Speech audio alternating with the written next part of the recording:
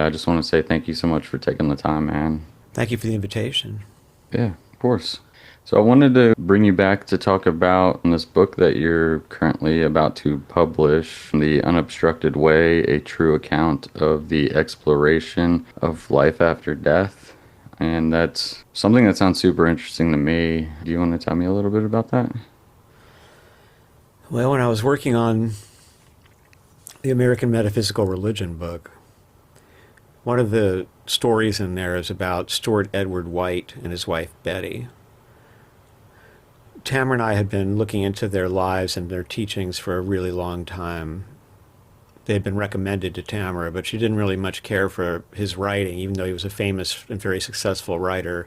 He had that early 20th century style of endless paragraphs and taking forever to get to the point. So after struggling with it for quite a time, she asked me to translate it for her into modern English. And I started to do so, and I was amazed by what was in the books. And it changed our lives, and then it had an incredible impact on the end of her life and what followed after that. It was, in a way, a weird echo of what had happened to Stuart and to Betty. But if I'm asked, what is your favorite story in American metaphysical religion, although I really love John Winthrop the Younger, I really think it's the Whites, it's the Betty books. They have an incredible romance. They break all the stereotypes. Stuart was, he was just ridiculously manly. He was a lumberjack. He was a World War I veteran.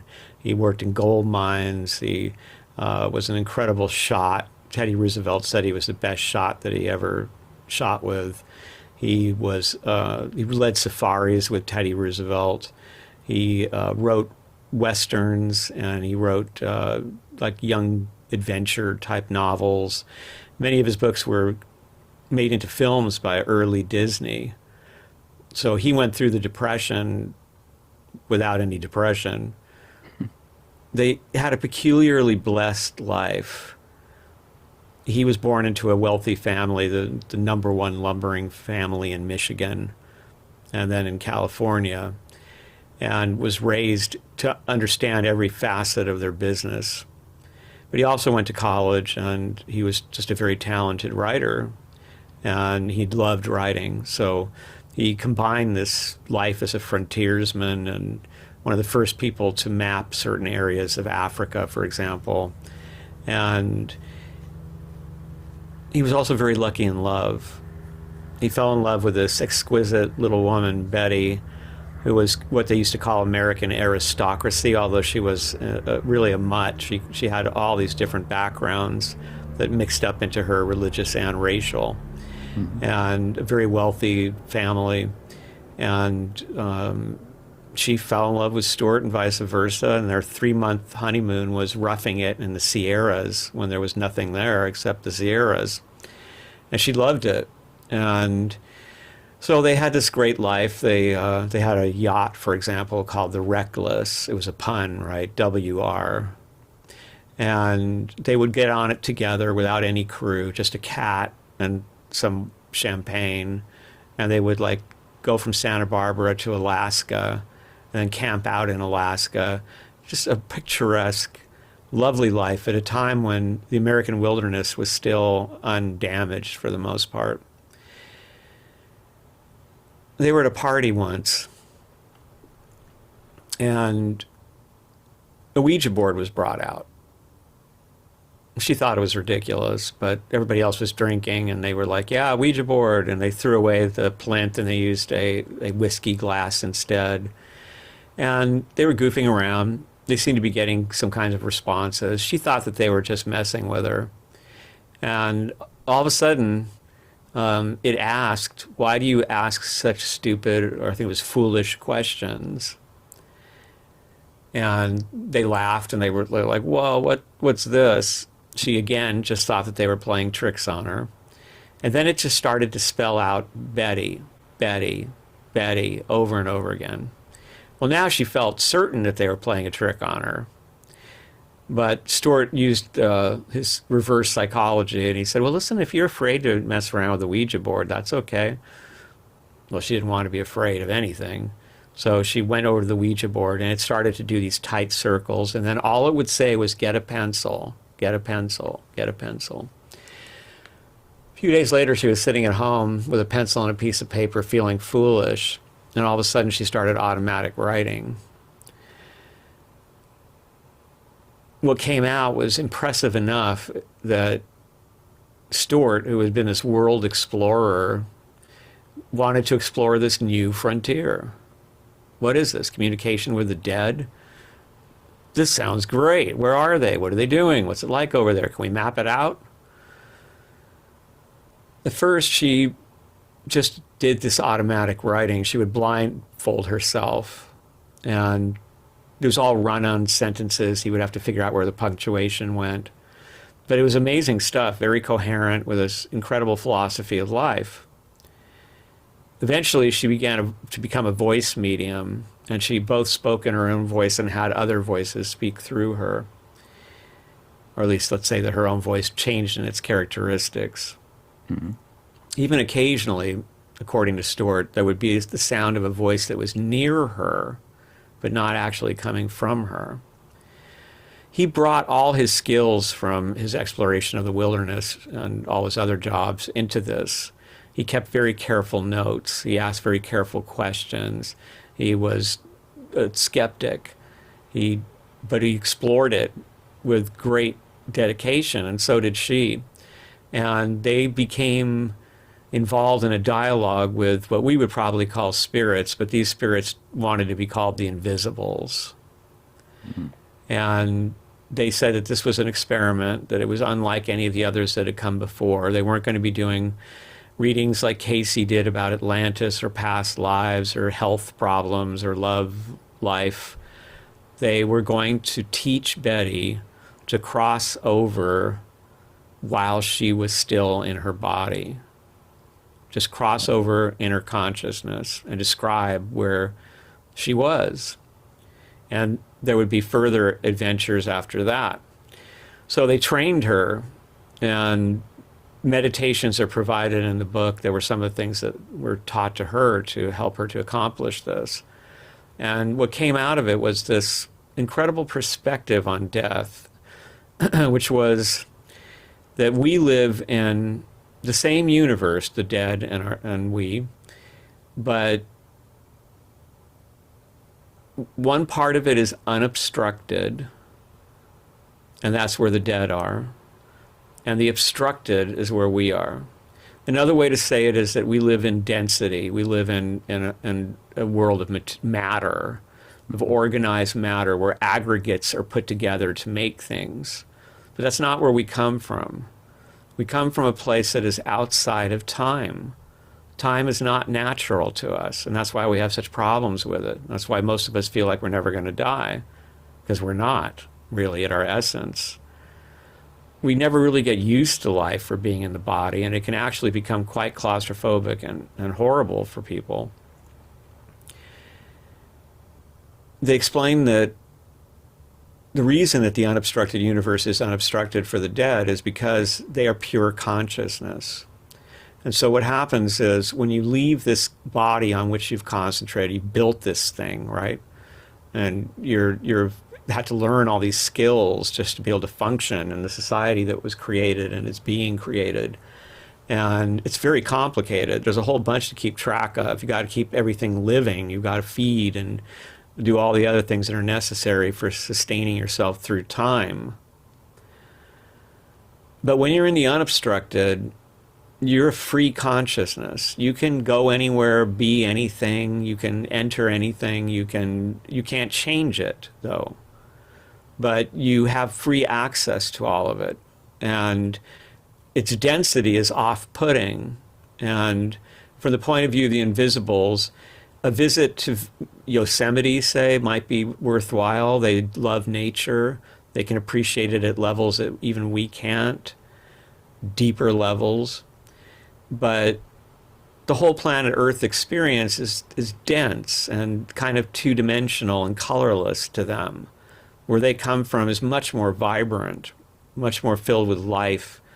And so this is where we come to work in a laboratory, to try things out, to attempt to not only individualize ourselves, but also improve this great project, this school or this artwork or whatever you want to call the world that we're living in and the society and the interactions between nature and ourselves and other human beings and ourselves, and then what legacy is left to future students in the school.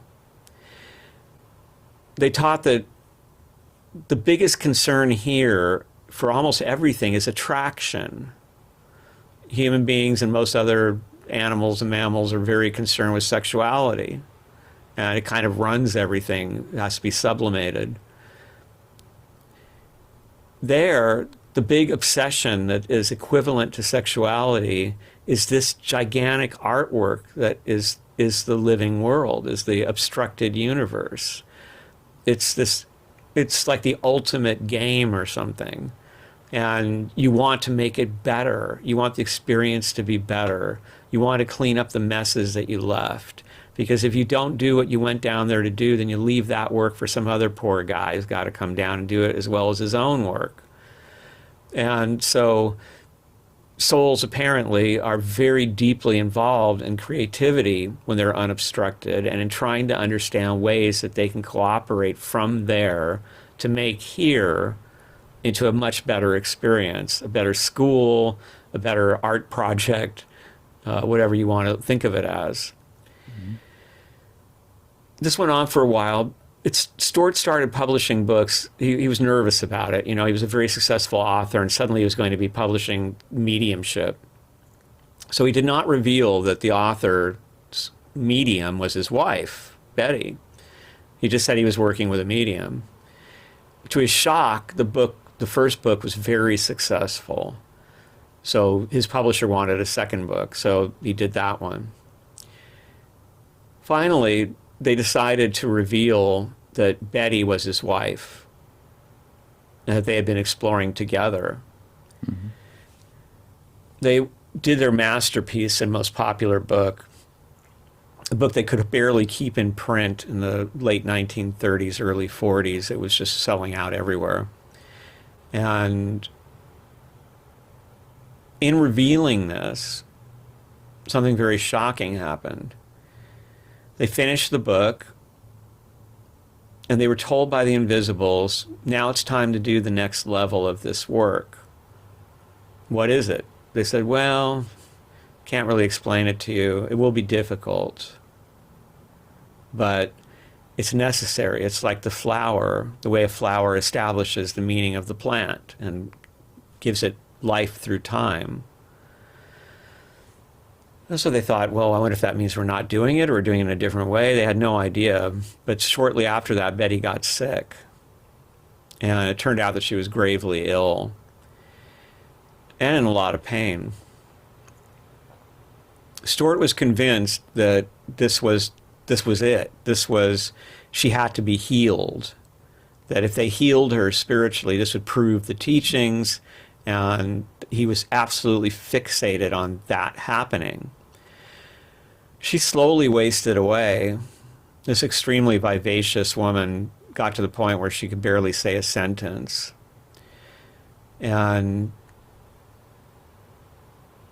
she said to him several times, is it that big a deal to you if I left? Like, you know, we've done all this work together. I could just go. It would be so much better. And he was like, no, it would be the failure of everything we've done. We've got to do it. Okay, let's keep trying. One day he was sitting in his favorite chair. The doctor was in the room with her. She was now back home. She'd been in the hospital. And he started thinking about it, and he thought, oh my God, what am I doing? I'm torturing the woman I love. This isn't what it's supposed to be. She needs to go. And I'm just doing this because I'm in denial, and I can't stand letting her go. And I'm making a mockery of everything we've ever done.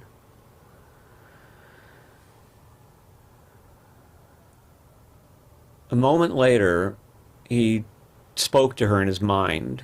He just said, Betty, if it's time to go, go. Don't stay on my account. It's okay. A couple minutes later, the doctor walked in the room and said, she's gone. And he said the most peculiar thing happened. She suddenly was herself for a moment. She smiled at me, and she spoke in her old voice, and she said, it's okay, Doc, I had a talk with my boy. I can go now. And then she died. Now, it isn't unusual for there to be, even in cases of brain damage, these weird, right before they die, they kind of come to life experiences. That's in the medical literature. Mm-hmm. But certainly the timing was very interesting.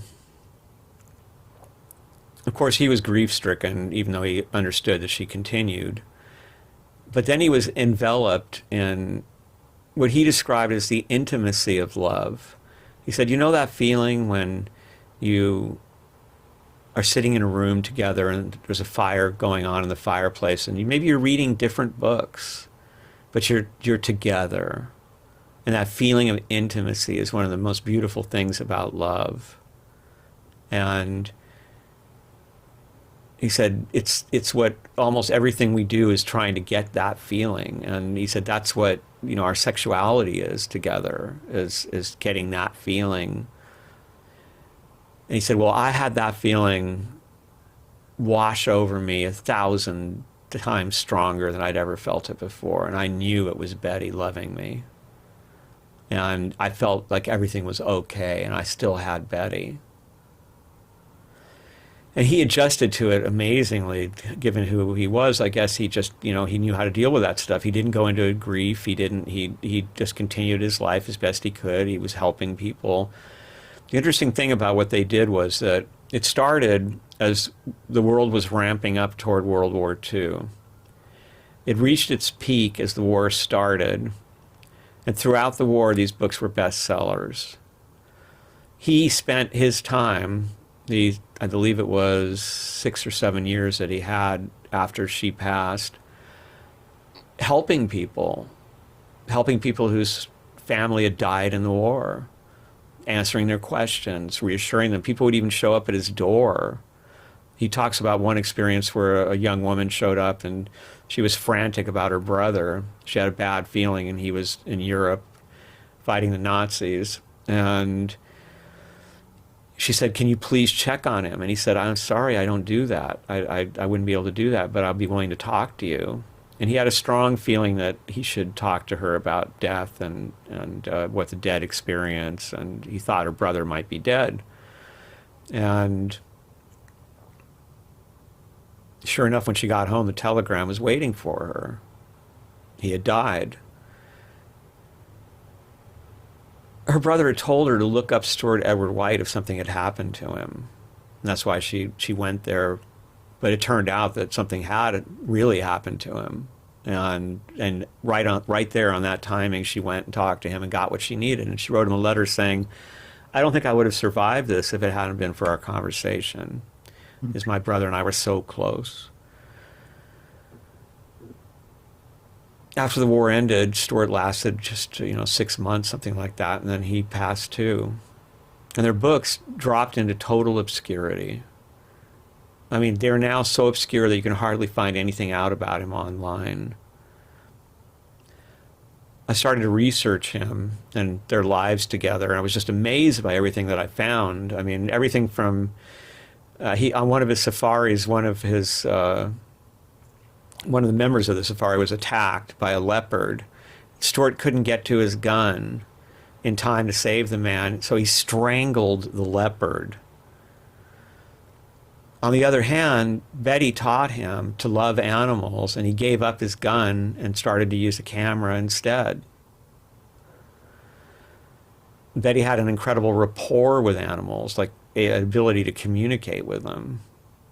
An example that he gave was a lion at the Santa Barbara Zoo who was extremely depressed and was ignoring all the people walking by or standing and looking at him. Betty came over and she watched him, And he looked at her. They looked at each other for a while, and then Betty walked away. When Betty walked away, the lion got up and he walked over to the fence where she had been, and he watched her until he couldn't see her anymore. Stuart watched this, and he came running up to Betty, and he said, "What did you do to that lion?" And she said, "Poor thing." She said, "I showed him pictures of the Serengeti," because she'd been there. So those were the kinds of things that she was able to do with animals. So when Tamra and I worked on the book, it was really fun, and we worked on it many times. We would leave it and then go back to it. We would try things out in it. We weren't very good. I mean, we weren't nearly as dedicated as we really should have been. But we did try some of the meditations out, and it did affect our lives and improved our lives. For Tamra, it was a confirmation of everything she'd known since she was a little kid. For me, it was a direct challenge to the skeptical atheism that I'd been taught by my war refugee parents. When our book was done, it was incredible. We sent it to the publisher. Tamra then turned around and edited the last chapter of the Rosicrucian book that I wrote, which we've already talked about, and which was just released a couple of days ago. And the very next day, she became ill. And for 5 days in our house, she declined rapidly.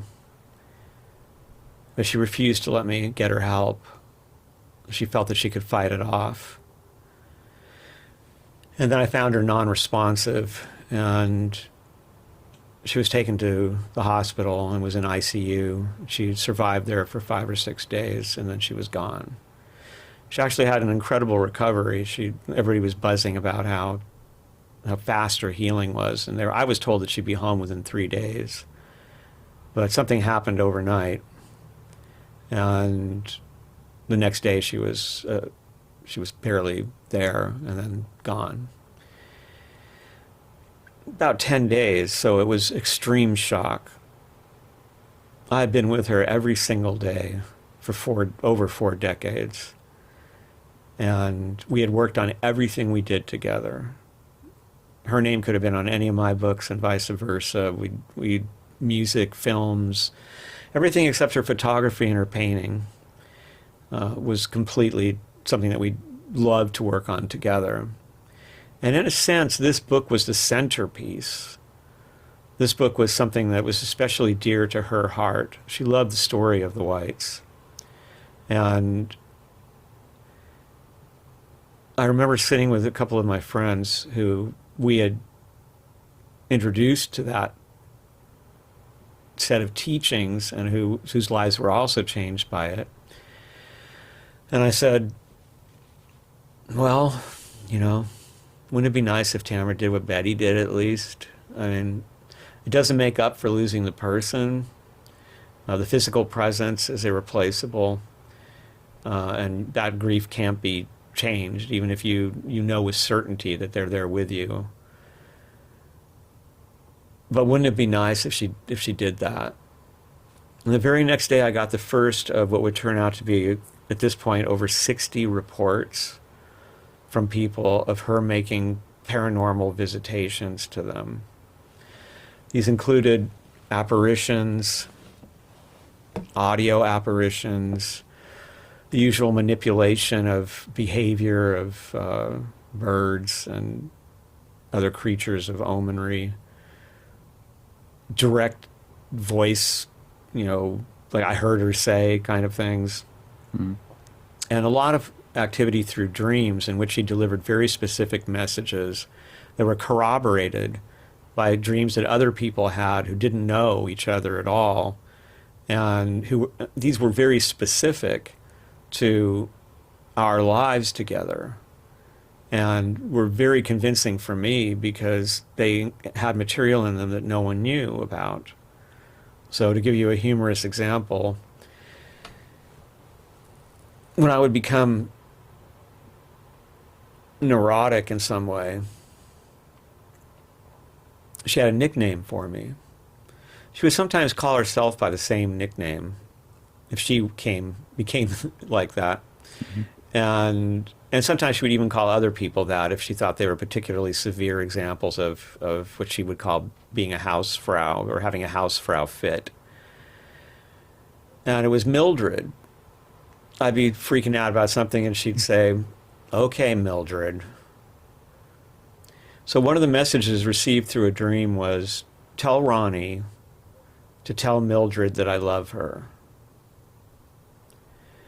That is so specific and also so deeply meaningful, because I actually thought that was probably the least favorite part of Tamra was the Mildred part of me. We all have an inner Mildred. Mm-hmm. And It's my daughter's middle name. It's kind of fun. And to tell me that she loves Mildred was beautiful and very meaningful to me. And that was just one out of dozens of these very precise communications. So that opened up a whole new world of adventure for me. It's extremely difficult because the grief is a barrier. Yeah. But at the same time, I now understand that there's this possibility of communication, and she has made herself known to me in very dramatic ways, including the week after she passed. There was a lot of weirdness around her death. It wasn't expected, and it wasn't clearly explained, and the ultimate cause given is definitely not true, because I had a doctor tell me that the day before that they didn't know if this was going on, and they had no way to find out until they tested for it, and they never did. So there was some kind of issue at the hospital. But the next week, I was, of course, completely broken. I felt like half of a person less. You know, somebody said to me, "Well, it's like losing your arm." And I said, "No, it's like being the arm and you lost your body."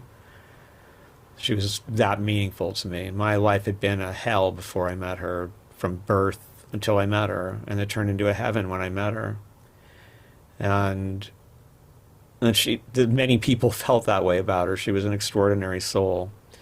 I'm doing a celebration of her life at the Philosophical Research Society, and I'm getting testimonials from people, and it's been amazing for me to find out what she did. I mean, how many lives she changed, how many lives she saved, how many people she inspired. It was really tremendous.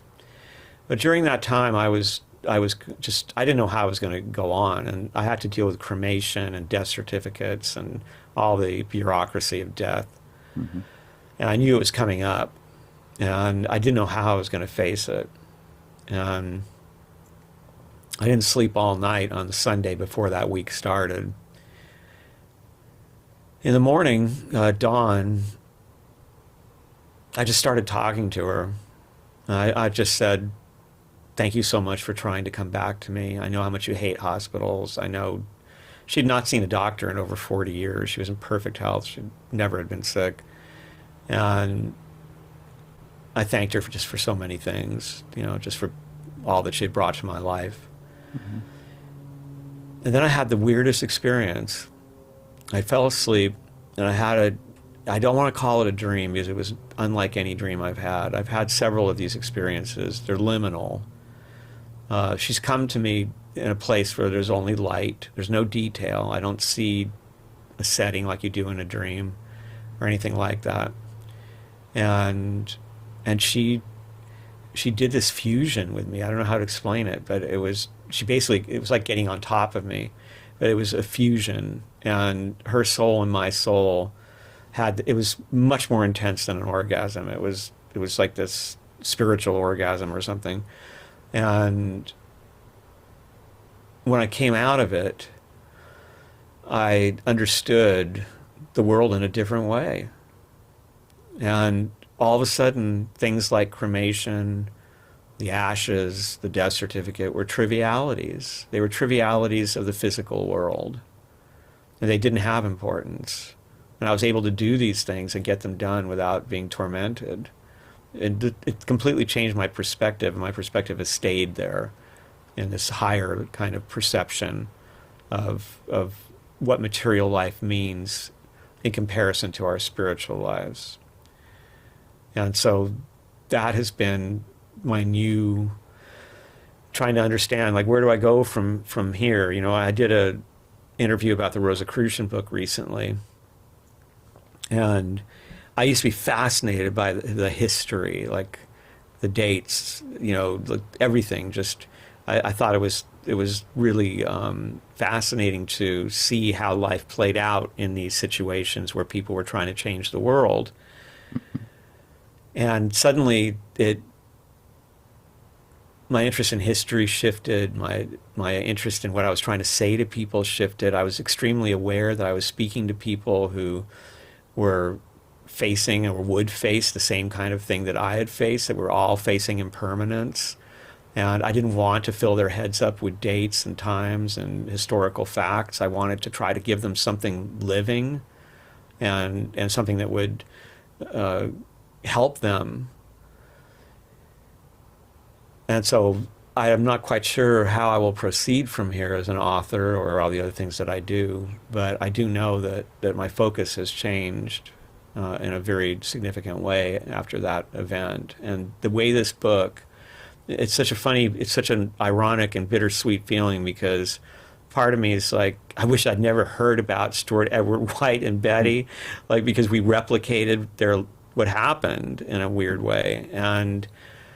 But at the same time, I'm also deeply grateful, because at some point I would be separated from Tamra, and we would confront impermanence. And now I have all this preparation from the meditation and from all the different edits of the book and from their teachings, and with Tamra's help demonstrating these things, even silly things like Tamra had this 3.5-foot tall standing fan that she liked to keep on in the kitchen day and night. And it was where she would look things up on her iPad, keep an eye on the house, do her phone calls, smoke some hash, whatever she was into. And I would always be on her about it. It was one of my Mildred things, was like, girl, this is a $30 Chinese fan. Like, this thing's going to burn the house down. You can't just leave it on for, 48 hours. And she'd just kind of look at me, and then just keep doing what she was doing. One of the things I really loved about her. And I wouldn't turn the fan on. Once I came back after she passed, I wouldn't move it or anything, but I wouldn't turn it on, because the sound was so associated with her that it was painful for me to even think about it. And that fan is turned on 9 times by itself. Now, that wouldn't be significant in itself, except that each time it was a meaningful coincidence.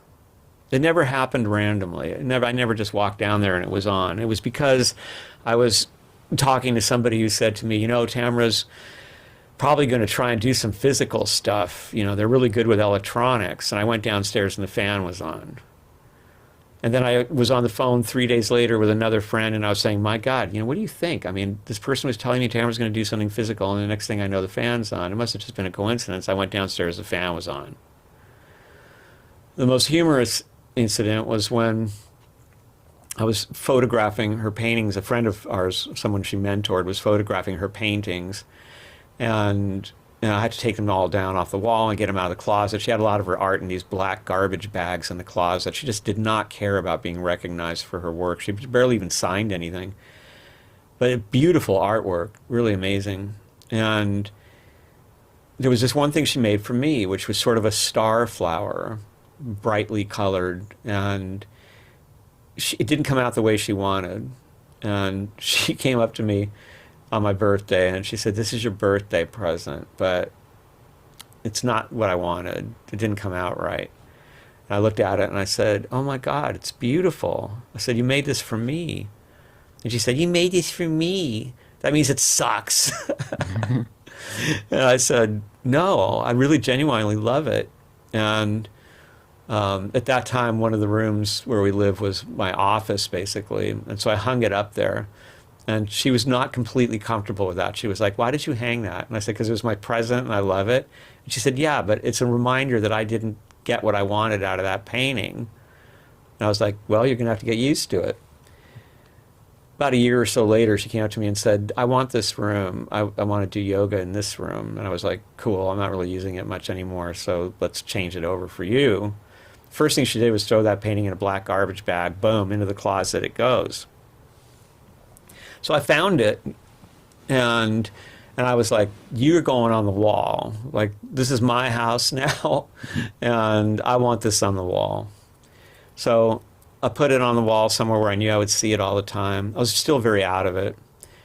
I went upstairs, did some work, came downstairs a couple hours later, the fan's on. And I'm like, what?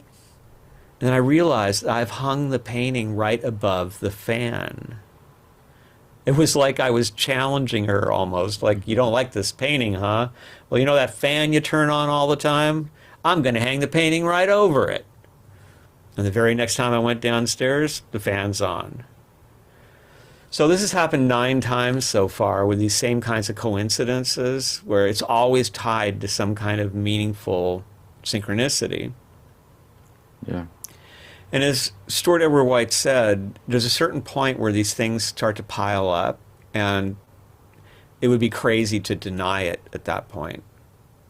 I got goosebumps when you're telling me about some of that because I had a loss pretty close to me. It was my brother. Oh, I'm sorry. And this was like 5 or 6 years ago. And just having a kind of a similar occurrence after that, it's really what woke me up out of just a everyday materialistic lifestyle that, that I was worried about at the time, just making money and not paying attention to anything. It was a supernatural occurrence where you're just like, what the heck was that? The next day after he passed away, I just heard his voice. Me and my brother were going up to North Carolina. I was just stopping in a gas station to get a drink, and I just literally, I haven't really told many people this. Not even my own family, really, but it's the reason kind of I started looking into everything, started the podcast, like everything. We go into the gas station on the way up to North Carolina to like help my mom take care of everything, and I just heard his voice like clear as day. He just said, "I'm sorry." I mean, at the time, I just didn't know what to think about it, so I didn't, I just didn't mention it to anybody. And then a few months later, I'm a musician here in Dallas, and these 2 twins that I've known for years, they've been coming out to see me for a long time. One of them was dealing with brain cancer, just going through some pretty like heavy treatments, but they came out to see me and they asked me to talk to me. And the one that was dealing with the treatment said that she didn't know if she was sleeping, if it was a dream or what, but she said my brother, she had never met, came to her in the dream and told her to tell me that he was sorry. It was like the same kind of message within a few months. That's so interesting because I had a similar thing happen too, where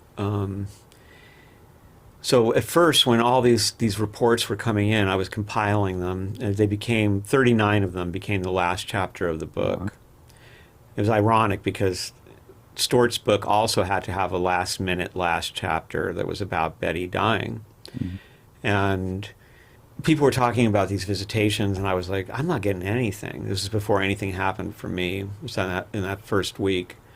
And I just thought, well, I guess my grief is too strong. I don't know. And this one person had told me about this huge onyx-colored dragonfly that had appeared and had done all this weird stuff and had landed on her, and she just strongly felt it was Tamra letting her know that she was there.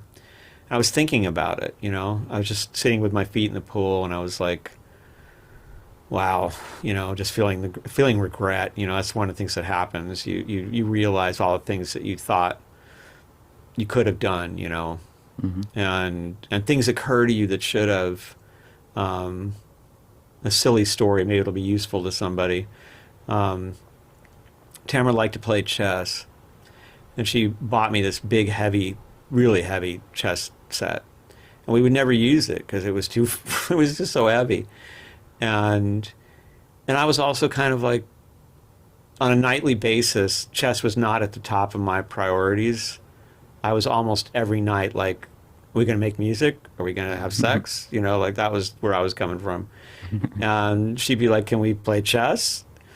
And eventually we got a little plastic board and we played chess. And then it occurred to me, why did I never think of this when she was alive, man? Strip chess. I would have lugged that big stone chessboard over there, no problem, for strip chess. You know? She could have had chess, and I could have had my sex. It would have been perfect. Then we could have made some music. Never thought of it until she was gone. Those kind of things get in your head. Yeah. I thought about how much she loved horses, and that I'd never taken her horseback riding because I was insecure, because I didn't know how to ride a horse, really. And I was like, I'm going to look like a fool. Stupid. Like, she would have taught me how to ride the horse, you know, like those kind of things. That's what I was thinking about when I was sitting there. All of a sudden, this huge onyx dragonfly comes swooping in. I'd never seen one before. I'd seen a lot of red and green and blue dragonflies around here, but never a black one. And it did weird stuff. It came right up to my face. It like danced around me. It circled around me. I was like, what in the fuck? And then I heard her voice, clear as day, say to me, live up to what you know. Which is not an easy thing to do. Yeah. Especially with this kind of stuff. And then about several days later, a friend of ours had this intense, epic dream about her, in which she gave all kinds of advice and messages, and it was pretty wonderful, really. But she said, tell Ronnie to use everything that he knows. Which is basically the same message, just slightly different. Yeah.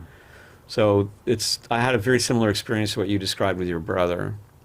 And it's funny to me because the reluctance to talk about it, I think if we didn't feel that way, we would find out that this happens all the time. Yeah. And I think that if you look at our ancestry for almost any race, you know, you're going back to some form of ancestor worship with the idea that your ancestors are still there and they're still interested in what you're doing and in furthering the cause. And yet we have somehow created this society where we have separated that element. And yet people continue to experience these connections. And in the patriarchal religions, it's often characterized as a bad thing. It's necromancy, trafficking with the dead. It's wrong. That was part of what I found so liberating about the teaching of the Whites, was this entirely different perspective on the universe. And there was no vengeful God, there was no devil, there was no judgment, there was no priest that had to, you know, give you a pass to get in.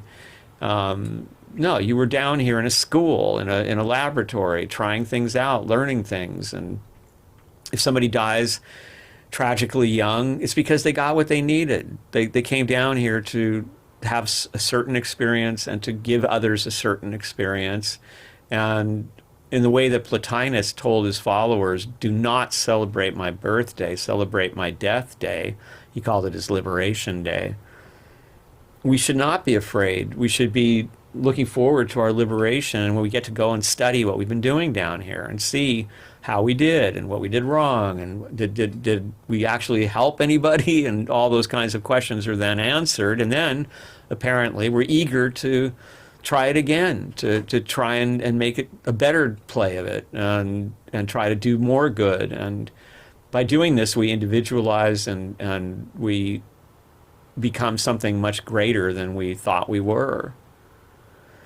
I found that exciting, and I really just thought that we were going to be sharing the teaching of the Whites, but the way that Tamra put this exclamation point on it by kind of seconding what Betty had done, and also it made it so, you know, Stuart and Betty they're hard to identify with. They're these successful, rich, lucky people from the early 20th century. Their name is even White, you know, and how do you relate from here to something like that? So here's Tamra doing the same kind of stuff, but Tamra was, you know, a foul-mouthed riot girl and Somebody who completely, I mean, she's a totally modern person in the sense of what her priorities are in life, and not at all saturated with the traditional kinds of stereotypical approaches to spirituality. And that means, in a sense, that it's there for all of us, which is what, of course, Stuart and Betty were teaching. But it's much easier to understand that. It's almost like, she's saying, look, she used to call it punk metaphysics. It's like, look, a punk rocker can do it. It doesn't have to be, you don't have to be some guy in a white robe and only eat vegetables. Like you can be a punk rocker and smoke cigarettes and do it, okay? Like, this is your heritage. Like, this is who you are. What you are is something that originates outside of time and that is so much greater than you realize. You're just down here working on specific little things. And most of us, apparently, forget even that. We forget to work on the things we came down here to do. It's so wild, the parallel between y'all's stories with the Whites. I mean, That's weird. Yeah, it's shocking. There was this one moment where she saw them once in a paranormal way, where we had a friend who was an acupuncturist, and he came over here, and he put a needle in her third eye point, and it knocked her out for a split second. And when she came to, she looked up, and she said, "Who are those white people?" And what she was seeing was this huge white yacht with these two people all dressed in white, and they had champagne glasses, and they were toasting her. And I went, the white people on a yacht. I was like, Stuart and Betty? And she was like, oh my God, it was Stuart and Betty. And she was like, why were they toasting me? And then after this happened, I thought, oh, that's why they were toasting her. I guess this was all meant to happen. There's just so many synchronicities there that, like you say, hard to ignore, and you definitely shouldn't ignore. Yeah. There's there's a weird like self-censorship that I feel like a lot of people do. I did myself after experiencing something I just didn't even know possible at the time. Well, because medically it's considered, hallucinations, and it's actually a reason that you need to be watched or given medication. You're talking to your dead relative, something's wrong. That's part of it. So it's almost dangerous to admit it, I think. And especially if you're somebody who's embedded in a city or a family or in some part of a culture where that is going to be considered something that you need to be fixed to stop. And I know that the way I was raised, I've had experiences that were unquestionable even before this happened, and yet I questioned them anyway. The skepticism was drilled into me so much by my parents, who were not reasonable, humane atheists. They were bitter, frightened people, war-damaged people. And they didn't know what the world was, but they knew it was a bad place. And they didn't believe in any of that stuff. And so one of the most dramatic examples probably is my father tried to break me of all my interests in such things: music, spiritual stuff, art, everything. To him, it was all that stuff was wrong. I was wasting my life if I devoted myself to any of that. And when we would argue, and it started at a very young age for me, he would always say, as men of his generation, and still some men do, that he didn't have that kind of imagination. And you've got to put like pink quotes around imagination, because it's basically, if you have such an imagination that you think you're talking to your dead wife, you're either gay or you're, crazy. And to him, imagination was a dirty word. Like, it was what made somebody who could have had a good job turn into a effeminate musician who, was chasing girls around instead of doing something for society. And we argued quite a bit about that because I believe that imagination was the engine of creation, that this is where everything comes from. And we have to imagine it first. Mm-hmm.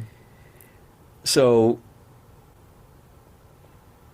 he never really accepted my decisions in life throughout our lives together. I was extremely stubborn. I did what I wanted to do, and I didn't care what he thought about it. When he got older and he started to get sick, and then he got really sick just before he died, he thanked me for being so stubborn.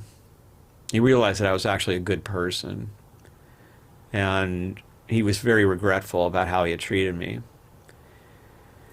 He passed away. I was in a terrible situation. My mother had attempted suicide at the same time, and my family was trying to take everything from me, and it was pretty rough. And I had this back injury that was very symbolic of just too much on my shoulders. And my chiropractor said, I can fix this for you, but it's just going to keep coming back. This is trauma. She didn't really know anything of the details, but she knew my dad had just died. And she said, I know somebody who's really good at releasing trauma. So I was like, okay. I went to this guy's house in Laurel Canyon. He's supposed to do body work on me. And he had this really beautiful little cottage, basically, with a gorgeous garden. It looked like it was in England or something. And he had a room that looked out on the garden, and there was a massage table in there. He told me to get up on the massage table, and I did it. And he didn't touch me. I was just laying there for a while, and I was like, what in the hell is he doing? And then he said, I'm not a medium. And I thought, oh, God. And he said, but your father is here. And he just keeps repeating this message over and over again. Damn. Do I have your permission to tell you what that message is?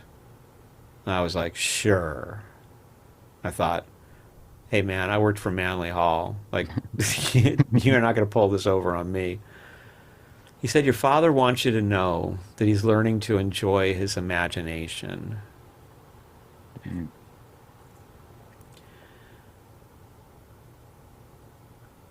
I've also had experiences where I was the one, I had one experience where I was exploring this amazing medium, Reverend Edward A. Monroe. He was just unbelievable. He had a spirit that would speak through him with a Scottish accent. The specialty was medical diagnosis. They floored me because I got a free reading. So they wanted me to introduce him to my circle of people. And he talked about a problem that I had not even told Tamra about. Not a single human being had I ever said anything about this problem to, and he nailed it. So I was impressed. And as more I worked with him, the more impressed I was. And yet I had that skeptical reflex I learned from my parents. And when it came down to representing him and saying, hey, this guy's for real, I couldn't do it. Mm-hmm. And I said so. And I said, I just need more. I need some kind of, something I can just be certain about. So one night I woke up to find myself in what I thought was a sleep paralysis. And I was really scared. I felt like cold, like something cold had come through my skull into my brain from the top. I was like, am I having a stroke? Like, what the fuck is going on here? And I was so scared that I just tried to say Tamra's name to wake her up. And it was very hard to speak. And when I finally did, my voice came out with a thick Scottish brogue. I was so freaked out, I didn't even notice that. But Tamra did.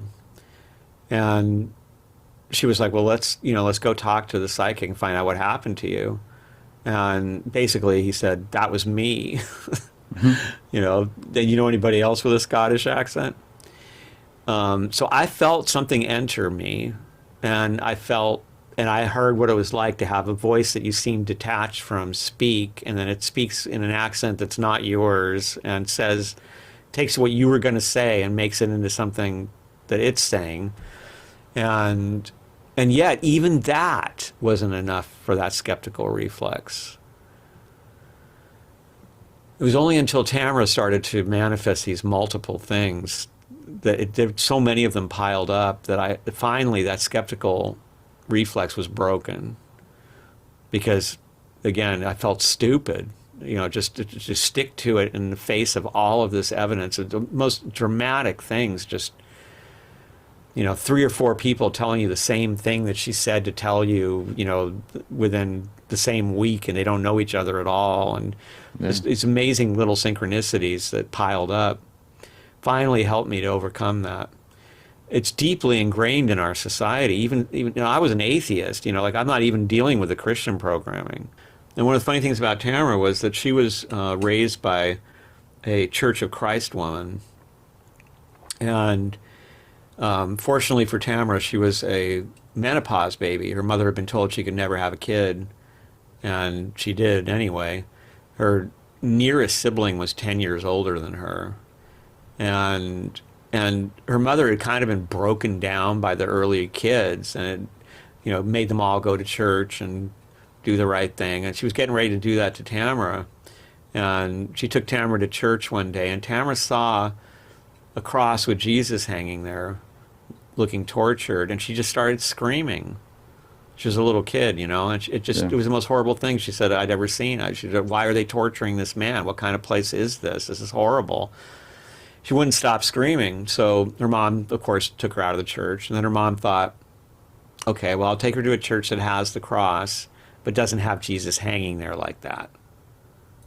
Because Tamra did explain. And it didn't matter. She saw the cross, and it was the same thing. She knew what it was. Yeah. It's an instrument of torture. Why are you bringing me here? What is this? This is sick. Fortunately for Tamra, her mother was just like, oh, forget it. Just, grow like a weed. I don't care. And that was amazing, because Tamra's natural spirituality was allowed to develop in its own way. And she had her own kind of skepticism. She was afraid that to follow a spiritual path meant giving up your individuality. But she discovered instead that the spiritual path supported all the things that were most important to her. Her love, her individuality, her respect for life and for animals, and her desire to work with nature, not to exploit or destroy nature, and all these things became spiritual hallmarks for her.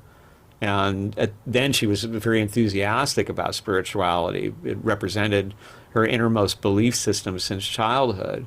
But look at even there, the brainwashing. Like, she had been brainwashed to think that spirituality wasn't that. That spirituality would take away her individuality. It would make her not care about her animals anymore. It would make her into somebody who would be, doing things she didn't want to do because she had to. Yeah. It's actually supposed to get you to do the things that you came here to do, that you want to do, that you're made to do. I completely agree. In my own case, I mean, I was just so focused on money, focused on working, just focused on all of the wrong things. And then my brother passed away, and that instance happened, and my perception started to change, like, just all around me. I started looking into a bunch of stuff that I normally wouldn't have. I started reading a lot more. And then it just led me down a path to, like, becoming like a full-time musician and following what I love in life instead of, like, ignoring that. Exactly. Isn't that beautiful? I Yeah. mean, you find yourself. I mean, in Tamra's case, when I met her, she was, she'd gotten straight A's as a kid, and was this, like, heroic girl that would step in and stop bullies who were picking on weaklings. But she was one of those girls that was victimized in middle school by bullies and by sexual rumors that were not true, and was kind of made into the school, porn fantasy, and experienced a lot of violence as a result. And it shattered her. She barely graduated from high school, and she thought of herself as stupid. And the girl that I met would not speak when there was a group of people around for fear of making a fool of herself. She would lag behind me when we were walking together. I'd always have to take her hand and what are you doing? Don't walk behind me. And she would cry every single day in the bathroom. And I mean, when we first got together, I was like, she moved in with me, and I was like, what are you doing? Why do you cry in the morning? And she was like, it's hygiene. She said, I've been through so many horrible things. She said, if I don't get this cry out of me, I can't function. And I said, no, girl, you're with me now. Like, there's no more crying in the morning. And that girl who thought she was stupid, who wouldn't speak in public, who would walk behind me, turn into the front woman of my band, a riot girl hero, really. I'm getting testimonials from girls who were, teenagers back then, who call her a guardian angel, and how she changed their lives, and was outspoken and eloquent, became an author and a world-class interviewer of all kinds of amazing people, and just blossomed in so many ways, and became the opposite of the girl that I met, in a sense. And this is who she'd always been. She had been brutalized by the cruelty of her family and of her early relationships, into feeling that she was, something she wasn't. Yeah. And then rediscovered herself very much through spirituality in the beginning. Mm-hmm. And also, as you said, devoted herself to music and creativity, and to documentaries that were meant to give voice to people who had their voices taken from them, and really just lived a heroic life, and authentic all the way through, never sold out, even though she was given incredible opportunities to do that. That to me is spiritual. Now very few people in our society would look at Tamra and think that's spiritual. This girl is, says fuck in every other word, and is, was a riot girl. Just the word, the phrase riot girl is bad enough in itself. And her sense of humor, wicked sense of humor, hilarious and sharp, and quite a social critic. But she's the most spiritual person I ever met. And I worked with Manly Hall. And Manly Hall adored her. He saw in her all that later blossomed from her. And I think that's one of the most amazing things about him, is his ability to sometimes midwife somebody's life, like he did for me. Mm-hmm. And I wonder what the world would be like if just 10,000 people, 100,000 people regained their spiritual mission, became a force in the world doing what they love. Because I can see, in preparing this ceremony for Tamra, that the impact that she left on people's lives really made it a better world. And made their lives better, and then they influenced other people because they found themselves, and it's this beautiful kind of chain reaction that happens naturally. It's not done for profit. It's not done for self-esteem or social relevance or any of those things. It's just a human being struggling with meaning in life and discovering their own essence and becoming an example to others through these simple conversations, and then awakening them, and then off they go, and they have that impact on other people. It's really beautiful, and it's something that can have tremendous impact on the world. It's really what the Rosicrucian book was about. because it's similar to what they were doing. Their writing and their ideas were doing the same kind of kindling. We're going out into the world and letting people know, no, you're not alone. You're not the only person that this happened to. You're not crazy. This is actually normal. This is healthy. This is spiritual. And the things that you've been taught are healthy and spiritual are harmful.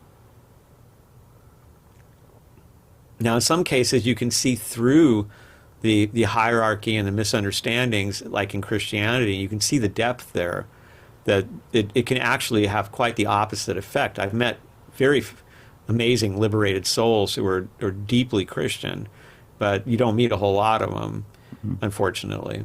And they're people who are comfortable with spirituality because they've experienced it. And they understand that it isn't meant to be taken literally, that you can look at, like, I can read the Bible and I can see several levels of meaning in it, aside from the obvious. And sometimes biblical descriptions and allegories are great ways to describe the alchemy of the soul. Yeah. There's something about being authentic to your true self that I feel like other people just really resonate with when they experience that and when they see that in you. It's permission to be who you were meant to be, as Tamra sings in one of her songs.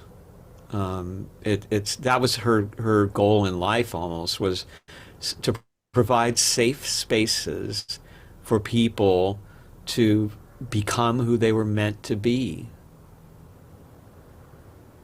Her music is devoted to that. I mean, everything she did was trying to bring about that kind of awakening. Yeah. Demonstrate it in some way. Yeah, that's incredible, man. It sounds like she really, really had an impact on the people around her in her life.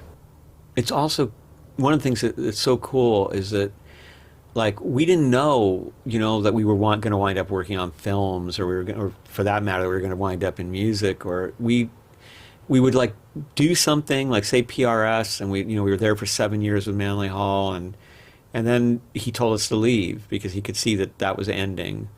And we didn't know what we were going to do, man. We were like, I actually found some notes in one of her journals where she was saying she was afraid that he had stolen 7 years of our life in a way, that we should have spent those 7 years doing something that would lead to something, instead of just finding ourselves now friendless, basically, because we weren't there anymore.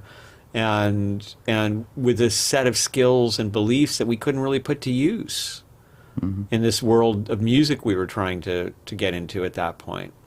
And then we didn't know about Riot Girl, which completely changed our lives, but we found it found us. And then the same thing happened there. Riot Girl died right out from under us. We've been warned. Kathleen Hanna told Tamra, you're coming in really late, girl. This thing's almost over, and it turned out to be true. But we got a few years out of it. We toured. We had amazing experiences. We had our own indie label, and we did all right with it. And then we were like, now what are we going to do? It just kept happening. We would establish something, and then it would just all go away. The people, the business world of it, the music business completely collapsed, and all of that. And then we go off to something else. Now we're making documentary films, and eventually writing books, and having a whole new set of experiences. And each thing came to us at the right time and the right way, and was the right thing for us to do at that time. And it was so clear in our lives because everything else, like all the doors shut, just shut in our faces. But one door opened, and there were synchronicities all around it. And it was so easy to go through that door and make these accomplishments. Back when we were musicians, if you had told us that we would write 5 books in 4 years, we would have just been like, no, man. But it was one of the most fun experiences I think we ever had. We had a blast writing our books together, reading to each other and editing each other, and it was just wonderful. And so that ability to reinvent yourself too, I think, is part of that spiritual resilience, and it means that you don't. And I can talk about Jesus there. who's telling you, look at the birds. They're not worried about where they're going to get their food and stuff. God takes care of that. That's kind of what happened to us. And we didn't worry about it. We just thought, well, we're going to do something else. It's going to show up. We got used to it after a while. I'm kind of there right now, although I have so many people around me who, because of Tamra, who loved her and they want to help me. And it's a little different from that point of view. But lacking her is a completely different life for me. Just as you can imagine, most people, even with the deepest love in a relationship, they have different jobs, they have families, they have a single track in life or maybe two tracks where they reinvent themselves. Tamara and I lived like 6 or 7 lives together. And so the loss of that, I actually counted how many people she is to me. And like, well, if I had to like go out and say hire somebody to do these things, right? Like, I mean major stuff, like editing the book or being my guitar player or being my yoga teacher or being the person who fixes stuff around the house, like plumbing and many, many more things. It turned out that Peter Pan was right when he told Wendy that one girl is worth is worth 20 boys, because it was 20 people. 20 people is what she meant to me. Wow. So in a sense, I lost my whole social circle in losing one person. I lost everybody that I depended on to do what I do. And so now I'm sitting here. I know that I have to finish this celebration of her life. And I know that I have to finish her memoir, which was now our memoir, because she didn't get to finish it. But I don't know what I'm going to do, man.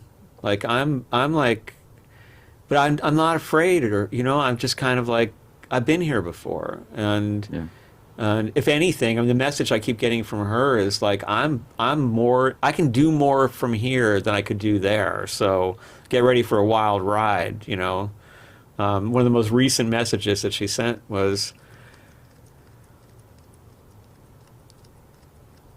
I find your refusal to live up to what you know amusing, but we could be having a lot of fun. And that was like a Tamra mantra. It was like, are we having fun? Is it fun? Like, is it being in a Riot Girl band fun? Then good. If it's not fun, then screw it. Mm-hmm. Is writing a book fun? Then let's write books. And we always found fun in it. It's an extraordinary way to live. And it's so against the grain of how most people are taught to live, even down to the fact that she didn't see a doctor for 40 years. She was just like, I don't believe in that shit. And ate all the wrong things, just did everything wrong. And was super healthy for her whole life until the last 10 days. Man. So these are demonstrations to me of spiritual power, of what happens when you're in tune with your spirit. And it makes sense, because if your soul and your body are harmonized, if you're in connection with your soul, I think of our ego, the consciousness we live in, as sort of the bridge between the body and the spirit. And so we're not really too sure of either one, right? We're like, with our body, we're like, whoa, what's going on? That's a weird thing. Was that there yesterday? And with spirit, we're like, are you really there? Is this real, or is this just my imagination? We try to live in the middle of that. But when you get that strong spiritual connection and you live that way and you make decisions from it, it's like you harmonize your body. One of the things that was really weird about her, she did not age normally, and this was also true of Betty. Tamra stayed young. Like, it was weird. Even when she went through menopause, she didn't go through menopause like women do. She didn't have like hormone attacks and hot flashes and mood changes and weight change and getting hairy and all the things that they warn you about. She didn't believe in it, and it didn't happen to her. Mm-hmm. It was easy for her. It was basically just, she was like, awesome, not enough to worry about birth control, Yeah. Her whole attitude was just so different about life. It was like a spirit let loose in the material world who knows that she's a spirit, and lives that way. And Jung even talked about this, about how people who are deeply in touch with their own spirituality, their soulfulness, they stay young. There's some kind of way that it keeps the body from decaying. And that makes sense to me, because I think that when you think about the body, it's an aggregate. It's all these different things put together that have to harmonize and all work together for this thing to keep itself sustained through time. And the soul is what does that. It gives it the order and it sustains it through time. I would say that the soul is how the body experiences eternity. Health is eternity for the body. It's not forever, but while it's healthy, the body is living in a kind of eternity. Everything's functioning, everything's good. It's kind of timeless. But we live in a society, and the Whites talked about this in the Betty books, where we're conditioned by what they called superstitions. We all age together. We all get diseases at the same point in life. We all have to have a kid at the same time. We all have to get gray hair at the same time. And we pick on each other and make fun of each other and are affectionate with each other about it. We have birthday cards that remind us it's time for you to have gray hair now. And so we're conditioned and we're programmed to have those experiences. But I saw, living with a free soul like Tamra, that that's not the case for everybody. And that's also what Stuart experienced with Betty, who throughout her entire life stayed remarkably youthful. Tamra also, even down to the hair color. I mean, everything stayed. And how do you explain it? It's really remarkable. And then here, both of these women who had great joie de vivre, great joy of life, just, they lived every moment like they were traveling through, like it was the best ride ever. What's going to happen today? Yeah, it's got to be like living without that societal stress that probably just relieves your whole body of that type of aging. I think it really helps. I mean, yeah. it's the way that things are set up is very destructive, and between all the kinds of repressions that we go through, and I mean, what is worse than repressing your natural creativity? Like if you're somebody who's born to play music, but you're not allowed to, or you're only allowed to make it a hobby or whatever. I mean, damn, that is painful. If you're a natural writer, or Tamra used to tell people, back in, especially in our Riot Girl days, but always, we'd have these young women come up to us, these girls, and they'd be like, I want to start a band, but I'm not a musician. And she'd be like, put your hand on your heart. And they would. And she'd say, do you feel that beat? Yeah. You're a musician.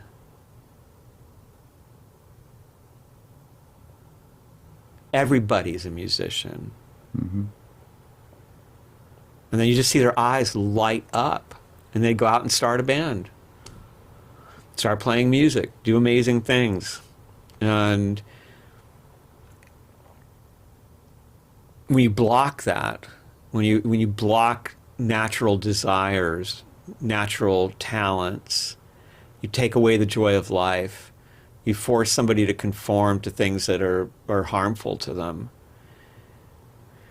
Of course things go wrong. Everything goes wrong. Society, that's why we have a sick society, because it's made up of people who have been suppressing their true selves their entire lives. They're detached from the reality of their timelessness. And throughout history, for the most part, it's never been a whole bunch of people who lived that way, who understood it. Mm-hmm.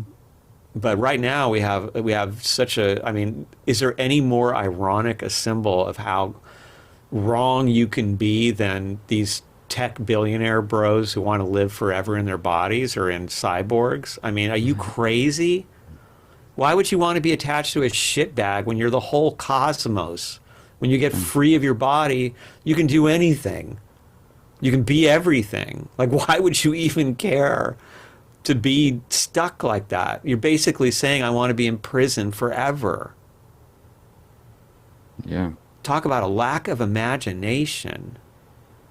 Yeah, those people, I'm assuming because of the technology, they're just obsessed with materialism, Yeah, type of of course. type I of mean, world how can, around I them. think about Teal and his, it's like of all the religion, you have all the religions of the world, the most obscure to the most popular, are now available for you online.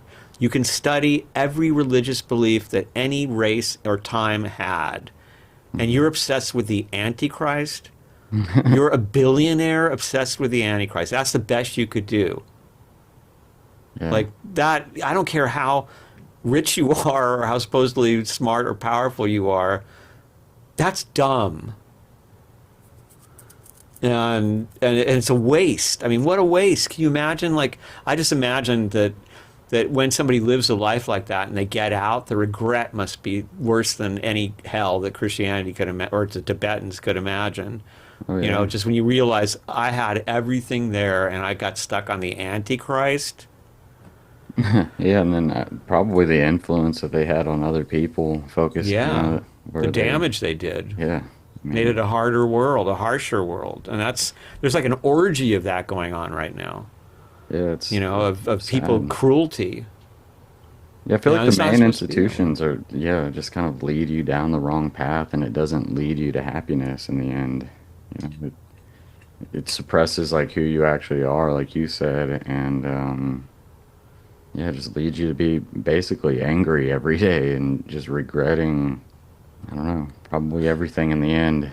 Um, Exactly. And then the thing about happiness is that, unfortunately, in traditional Christianity, although the American version has changed this somewhat, but in traditional Christianity, happiness is a snare. It's dangerous to be happy. You're really, you can be happy in a quiet way because you're in alignment with the church, but you can't be a happy person. That means you're yeah, deluded.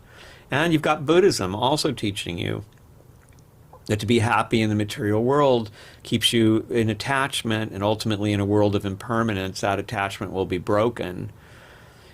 Well, I'm here to tell you, folks, that when you really love somebody, and you've got an attachment like that, and it hurts. It's like having your soul torn apart when they die. It's worth it.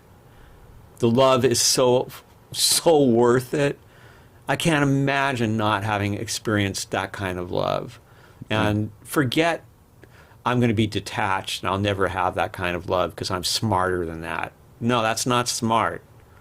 Like, you want to feel, God is love. Yeah, that is truth.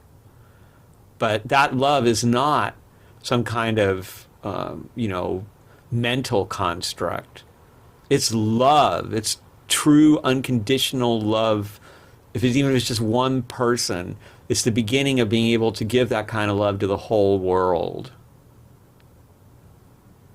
yeah. I mean, I don't think you can learn that out of, a single book. Like you said, you guys lived like six different lives together, basically, and I can't imagine like the growth and soul evolution experienced throughout that time. Got to be extremely impactful. The transformation of, I think I'm a dramatic example of it because of who I was before I met her. And I hated the world. I thought the world was, I mean, I had no social contract. I love nature, but human beings, human society, I was just a destroyer. That's what I wanted to be. And, it was almost like, you know what? If a world could make somebody like Tamra, then the world's all right by me. That's what happened to me. I became a believer in the world. Yeah, Like, if I can have this person in my life and this person is in this world and this world isn't all bad, there's something beautiful and sublime in this world, and I'm going to look for more beauty and more sublime. And and that's a great, it's a great start to have been as hateful as I was and as vengeful and angry and violent as I was, and to suddenly have this innocent feeling about the world of, but you made Tamara. You made the stars in the sky. You made redwoods. You made, all the beauties that we destroy on a daily basis. Mm-hmm. Maybe it's us. And we project this our own evil. We're like, no, nature's like that. Nature's vicious. Nature can be vicious, but nature is uniquely balanced. Nothing's as vicious as human beings. Oh, I agree. During some of those meditations that you guys did, what were those like? And did you ever experience what he called the invisibles or anything like that? I wish my between my skeptical reflex and the grief, I wasn't able to get that. Tamra did. Like Tamra, she was funny. Like I remember, just to give you one example of many, Mm-hmm. one of our engineers, when our band was constantly recording, his mother died. And I remember Tamara was standing in the kitchen, and she said, "Oh man, this lady is bugging the shit out of me." And I was like, "What?" And she said, "There's this woman here who's just," she said, I think it's Darren's mom. And she wants me to tell him something. And I don't do that. I keep telling her, I don't do that. Because Tamara didn't want that side of it. Yeah.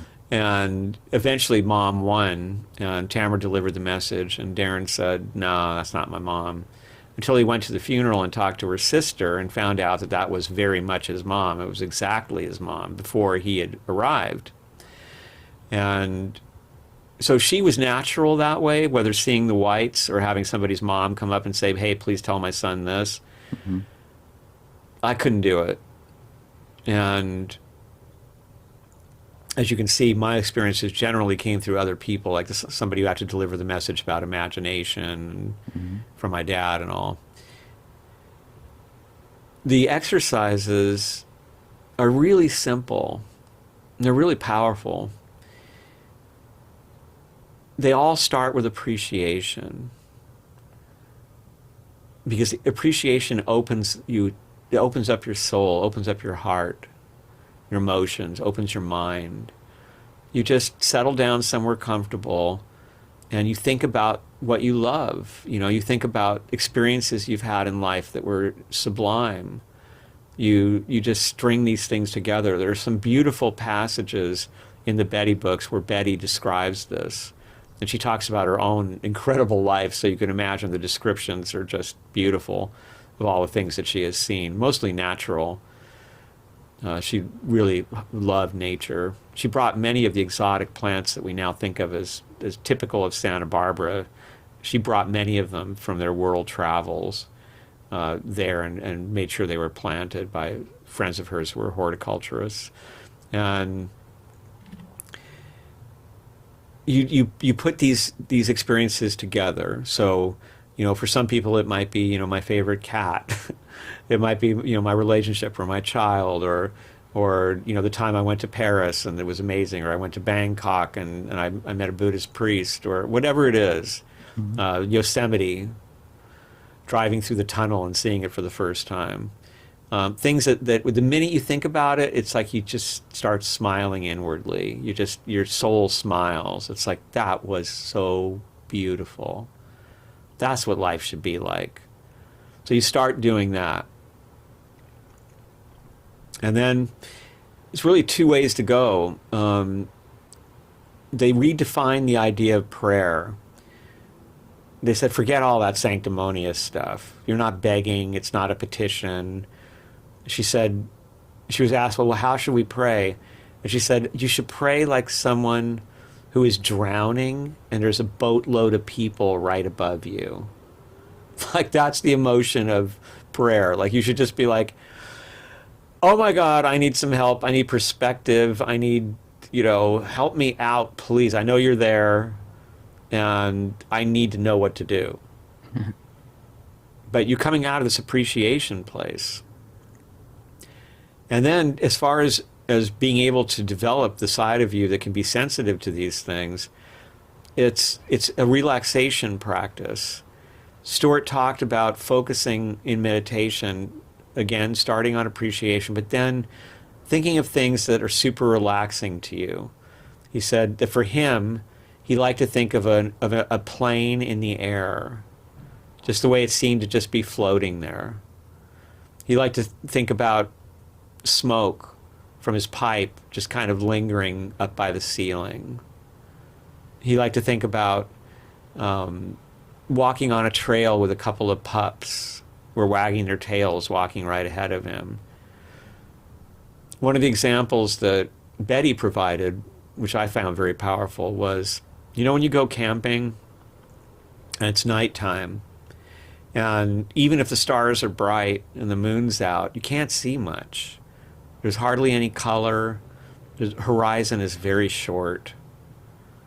But then when the sun comes up, all of a sudden the world is filled with color and the horizon is way out there. You can see way out there. That's what we're trying to achieve in these meditations. And one of the parts of the practice was to picture yourself as a point of consciousness, and then try to get that point of consciousness somewhere else in the room. He said it took him a while, but he was able to do it. So he could actually look at himself from up in the ceiling. And at that point of consciousness is what we will be when we cross over, and where we will start, just as we start here with a single cell. And then from there, we are able to regain ourselves by using the materials around us.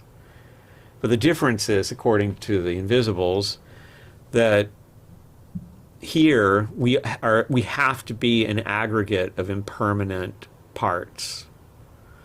There, what we would call our body is one thing. It's us. It's not that we're adding things. We're taking that point of consciousness and we're using it itself, our own consciousness, to recreate who we are in the world that we live in and such. So she said, you know, I can have my favorite garden. I can have, you know, my dogs are here, and I can go horseback riding if I want to, but they aren't. It's not a world of separated aggregate impermanences. It's a world of energy. And so one of the slogans that they used was, attention is existence. That this is how we create bodies even. You know, we give our attention to this process. And we have to keep that attention going the whole time that we're embodied. It's exhausting. But then when we're liberated from the body, we don't have to keep all these parts together. We can simply turn our attention and energetically, you know, be the thing that we want. And apparently we can also explore the material world, and we can know what it's like. The reason that the dead sometimes come through butterflies, and Tamra came through with a lot of scarab beetles in some weird places, and dragonflies and such, is because we can do that. And these are fairly simple creatures that can be influenced in that way. Much harder to influence a human. As Betty said, you know what it's like to. You don't know what it's like to have to stand there and yell in somebody's ear for, you know, 24 hours an idea, and then suddenly they go, hey, I just got an idea. Mm-hmm. But it took that long to get it across in time. Of course, she was outside time. But there's a whole kind of physics even associated with these teachings, that how space and time relate from an unobstructed viewpoint, which a lot of it is very similar to cutting-edge physics today. There's a lot of quantum entanglement kind of theory going on in these descriptions, which is kind of amazing. Mm-hmm. Stuart claimed that he received a letter from a physicist that said, "Dear Mr. White, what Betty is saying in the unobstructed universe is, and then it was a whole bunch of numbers and equations. And then at the end, he said, "You see, so she is right." And he couldn't even read it, but he had this high-level physicist telling him that this is exactly what science is also saying about how things work. So that's interesting. Wow. Yeah. But he suggested, don't listen to other people. Experiment with it yourself. He counseled that we avoid a sense of urgency, that any time that we feel that we are somehow bringing this important message to the world, that we have lost our path, that he loathed, like, he would not turn the teachings. I mean, imagine this. The incredible popularity of these books, I mean, just #1 bestsellers. He could have opened schools. He could have started an organization. Everybody wanted to. Everybody was constantly writing him. He refused. His secretary said that he had a horror of meddling in people's lives, and that he felt that each individual was personally responsible for finding their own way. Now you look at us today in social media, where we have everybody's a genius, everybody's a spiritual master, and everybody's trying to convince everybody else and get paid for it, or at least get likes. This is the opposite. Mm-hmm. This was, let's just live our lives in the best possible way that we can, and it will naturally happen. It's what's supposed to happen. It's why we're here. Yeah. Yeah, I feel like spirituality is a very personal thing, which I feel like religion has kind of grouped everybody together and hurting everybody towards the same thing. I think so, and I think that it supports massive hierarchies, Mm-hmm. and I think that's why they do it. As I was saying earlier, when you cut off the sex drive and you cut off natural creative talents, and you make people angry and frustrated, what happens? You know, they become good soldiers. They become dehumanized workers. Yeah. They're easy to turn against each other. Blame somebody else for the problems. It makes them much more like slaves, in a sense. Yeah, like tax slaves, basically. And Mm-hmm. I feel like we're all like here for much more than that, to work some mundane job and be miserable our entire lives just to barely get by. Do you think he might have inspired people even like Robert Monroe, Stuart? Oh, I think so, yeah.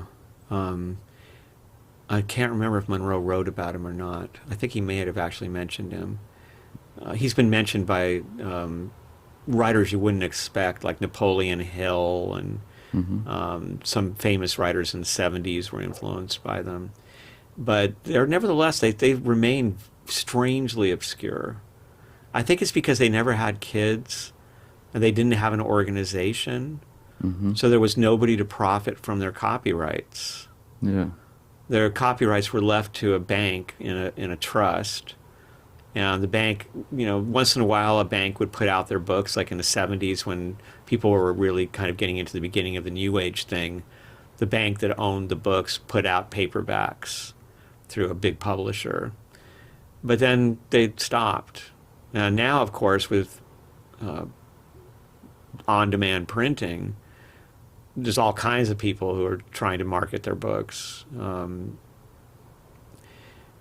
But of course, it's, you know, nobody knows about them because there hasn't been any tradition of knowledge built up. I couldn't Yeah. believe all the stuff I was able to find. I mean, I had to go into court records, and I did deep research to find details about their lives, because I really present for the first time a complete picture of their lives. And I think it's important because knowing who they were, the kind of people that they were, that love was at the center of their lives, but that they were also very worldly people. I think it helps. That it makes you feel.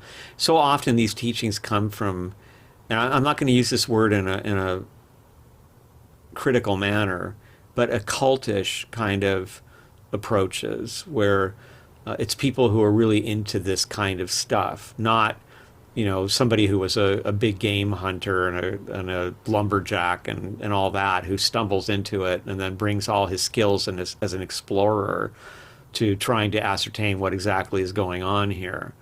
I love that story. I think that it's something that crosses over. When I first found out about them, I was excited because I thought, well, here is somebody that I can talk to people who like to hunt, who would never be drawn to this stuff normally because it's milk toast to them.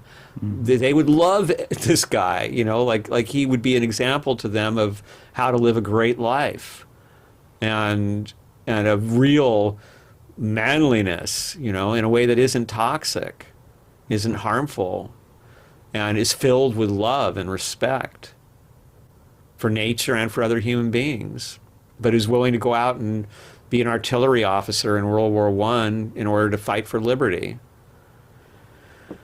I thought it was just a great story, and I was anxious to get it out there. But what happened with Tamra changed everything. I'm so glad to talk about them, but it's just a very strange experience now. Yeah, I can't imagine. It has to be extremely hard. Has your view on death changed at all since that time? Yeah, well, the main change was that I used to be, I don't know, I was never fearful of death. I guess I was fearful of the process of dying. I've always was fearful of falling into the clutches of the medical system. Mm-hmm. And she did for those 5 or 6 days, and it was horrible what they did to her. Just terrible. It was like everything we thought was going to happen, and I feel that the big change for me is that I'm no longer afraid of that. Like, I feel like I really want to be with her wherever she is. What troubles me the most is that I'm not by her side to help her wherever she is. That's been my whole life, and I want to be with her. And in the first couple of months, if I didn't have this ceremony of, rather the celebration of life to work on, and her memoir to work on, I don't know what I would have done. There's a part of me that's very Japanese or Roman. It's like, that's enough. I'd rather be with her. I've experienced plenty. But I would not do that. I know that she expects a lot from me, and I know that I'm still here for a reason. And I have a lot to teach and to try to be an example of, I think, is what it is. And maybe the most important is love, like truly loving. And that all this, right now we're living in a society where love is despised, it's a commodity, it's considered to be fake, brainwashing. Whole generations, old and young, have given up on love. And when Tamra and I met, we had given up on love. She wrote in her journal 2 weeks before she met me, "There's no such thing as true love." And I had turned my relationships into a way to get food and liquor and drugs and trade them for a roof over my head and basically sex was a commodity to me as a lead singer, and then we met and fell in love, and it changed everything. So when I look at the world today, and sometimes when I talk to young podcasters, they tell me that the stories, or Tamra's book, or my stories about our relationship, give them hope that they can have a good marriage, that they can actually be in love with someone, that they still want that underneath all of their cynicism and their suspicion and their feeling you can't trust the other gender. And I feel so bad for them. I feel, having experienced this kind of love, I just want everybody to have it. I just feel like, and you can't have it unless you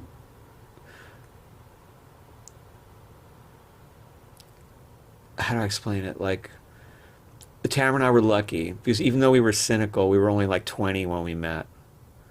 And so there was still an innocence about us, an adolescent kind of approach to love and sex that we tried to be super sophisticated and separate those two things. But when the real thing happened, we saw how much more amazing it is. And it was easy for us to just say, this is the most important thing in our lives. But I don't know what would have happened if we met 10 years later and had bitter relationships and jobs and all kinds of things that would have made us much more protective of ourselves and much more suspicious of each other.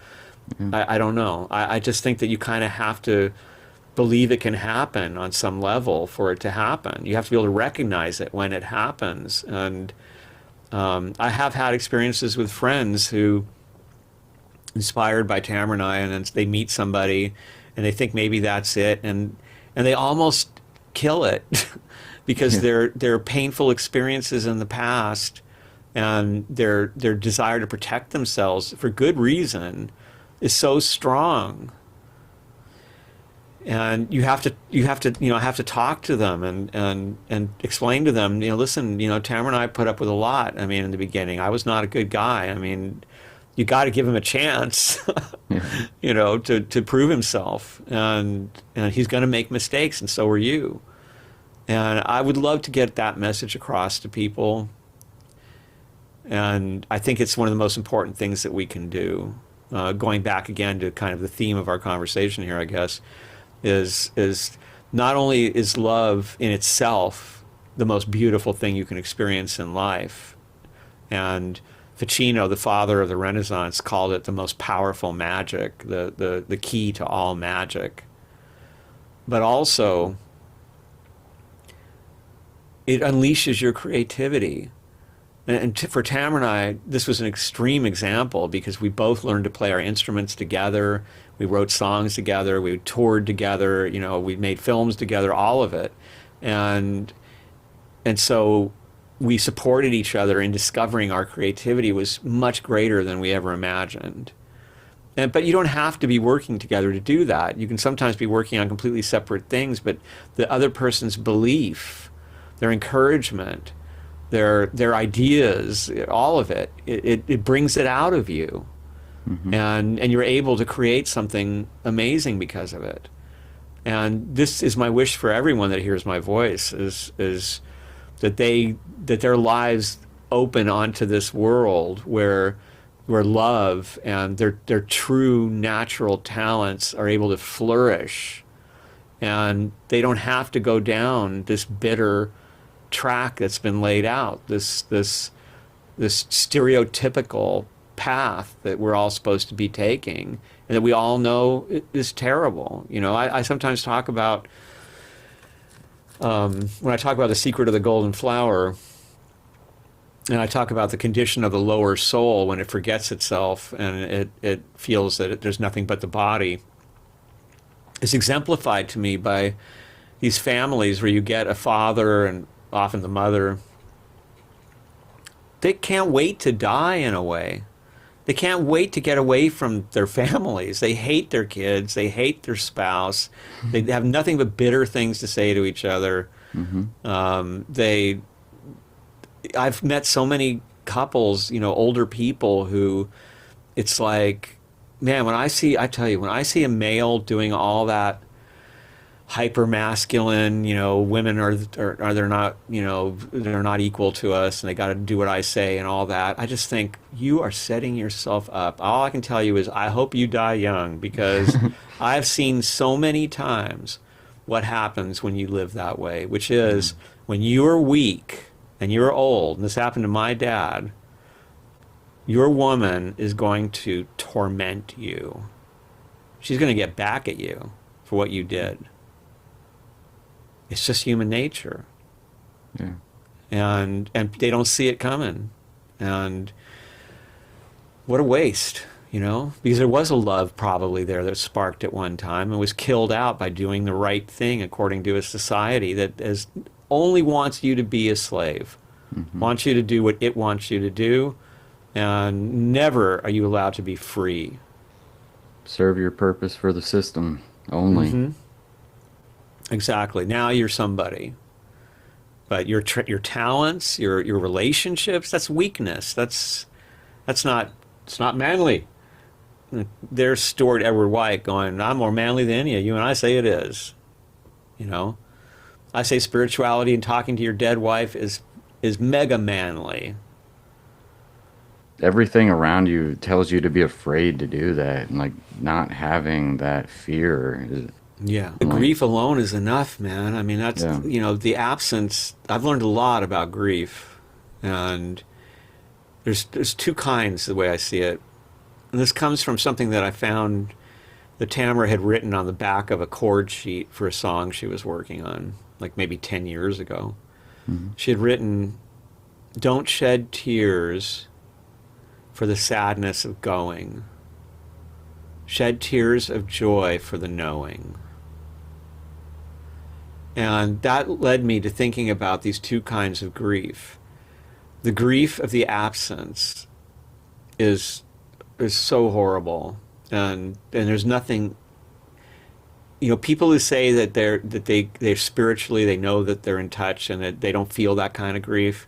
Stuart accomplished that through a whole lot of work, 20 years of work with Betty.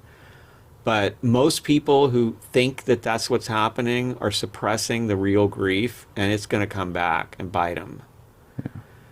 I have a lot of training in all this stuff, meditation and spirituality, and I will just break down, man.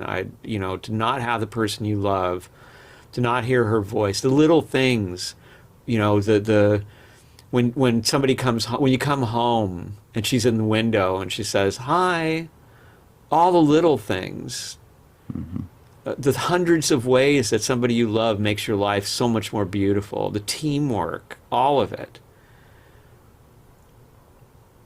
That's like one of the greatest beauties of life, is to have those experiences. And when that's taken from you, when she doesn't touch me in the morning when she wakes up, she doesn't lay on me and flip her hair back into my face, all the things I love, the smell of her hair, on and on and on. I could just go on and on. The laughter, her brilliance, her humor, her common sense, and on and on. That hurts, and it's always going to hurt. I'm never going to get over it. I maybe, someday maybe I'll have another relationship, but I will never have another Tamra. Yeah. And all the little details that made Tamra, her taste in music and what she experienced when she was a kid, and her sense of humor, all the things that are Tamra, these precious millions of little things that I have adored my whole life after I met her, are gone. And there's no getting around it. And you have to take your solace from, one of my great solaces is that she didn't have to go through this, that by suffering this, she doesn't have to. And it's worth it to me. Like, I will suffer this so she doesn't have to. Every time. And you take solace from knowing that it's impermanent, that you won't be here that much longer. Most of your life is behind you. And so you'll be there wherever she is. The grief of knowing, though, is something different. It's the appreciation that the Whites talked about. When you're crying from the grief of the loss of the person, it's partly a self-pity in a way, and also pity for the world that has lost this amazing person. But it's very personal. The grief of knowing is when you appreciate, you realize that you're feeling that sadness, that terrible loss, because of how awesome your experiences with this person have been, and what a blessing knowing that person has been. And that you can be in the midst of your grief and start thinking about things that she did, and you will laugh, you will feel love blossom in your heart. You're crying now for joy because you got to know this incredible person, and you have hope that you will be with them again, and you'll have more adventures. And it's like one of the people that recorded a testimonial for Tamra was Danny Goldberg, who was Nirvana's manager, and he was the vice president of Led Zeppelin's label. He was a lifelong friend of Tamra's. He tried to offer her fame several times. He tried to sign her to Warner Brothers and to Artemis and to Atlantic, and she turned him down. She didn't want fame. But they stayed friends, which is amazing to me. She was one of only 2 people that she allowed to talk to her when she was in ICU. And in his testimonial, he said that he's envious of the people in the world where she is now, that they get to hang with her. That's how I feel. I'm like no fair. Like, she's my hang, like now you're hanging with people I don't even know. I guess, and that joy is different. There's something that's invigorating about it, spiritualizing about it, and it opens the door. Often when I'm feeling that kind of grief, I feel Tamra. I feel that wash of love. It's hard to describe. It's like when somebody you love hugs you, you really love somebody, and you haven't seen them. It's like a dream I had about her, where I was standing in an apartment we used to live in, and I heard somebody coming down the hall, and I didn't want to be seen. I think I was naked. And I looked out the door, just peeked out the door, and it was her. And I said, "It's you." And I woke up, damn it. But it's that feeling. It's the "it's you" feeling, and you hug that person, you kiss them, and you feel that joy in your heart. Well, I feel that. And it comes over me. It's not coming from within me. And so you need both kinds of grief, I believe, to be healthy when you deal with grief. You have to have both of them. You've got to give space for the loss. You've got to accept that, I still wake up sometimes, man. I think she's going to be there. The creepiest thing of all is that I sometimes wake up hearing myself breathing, and I think it's her breathing. And I'm like, oh man, when I wake up, I feel so bad because I'm laying there for a minute going, there she is in bed next to me breathing. I love that. I just love her being there. I did, even when I appreciated it even before it happened, just because I knew we were in an impermanent world. And you need to be able to deal with that feeling of damn, I just lost everything that's meaningful to me. My greatest joys in life. But then you can also celebrate the joys that you have experienced with this person. And you can just somehow it makes you know that what made her sense of humor, her love, her common sense, all the rest of the things that were her, they're bigger than the body. They're gonna, they're still there somehow. And that the body was just a vehicle that was a point of focus for that being, for that incredible being. And now, free to be herself without the obstruction of the body. And you feel it when you get into that mode, when you're feeling that appreciation. And it seems like it opens up the ability to feel it. So that's one thing I'm very grateful to the Betty books for, is the appreciation exercise, which, going back to my description of when she fused with me, how did it start? I was laying there at dawn appreciating her, right? Mm-hmm.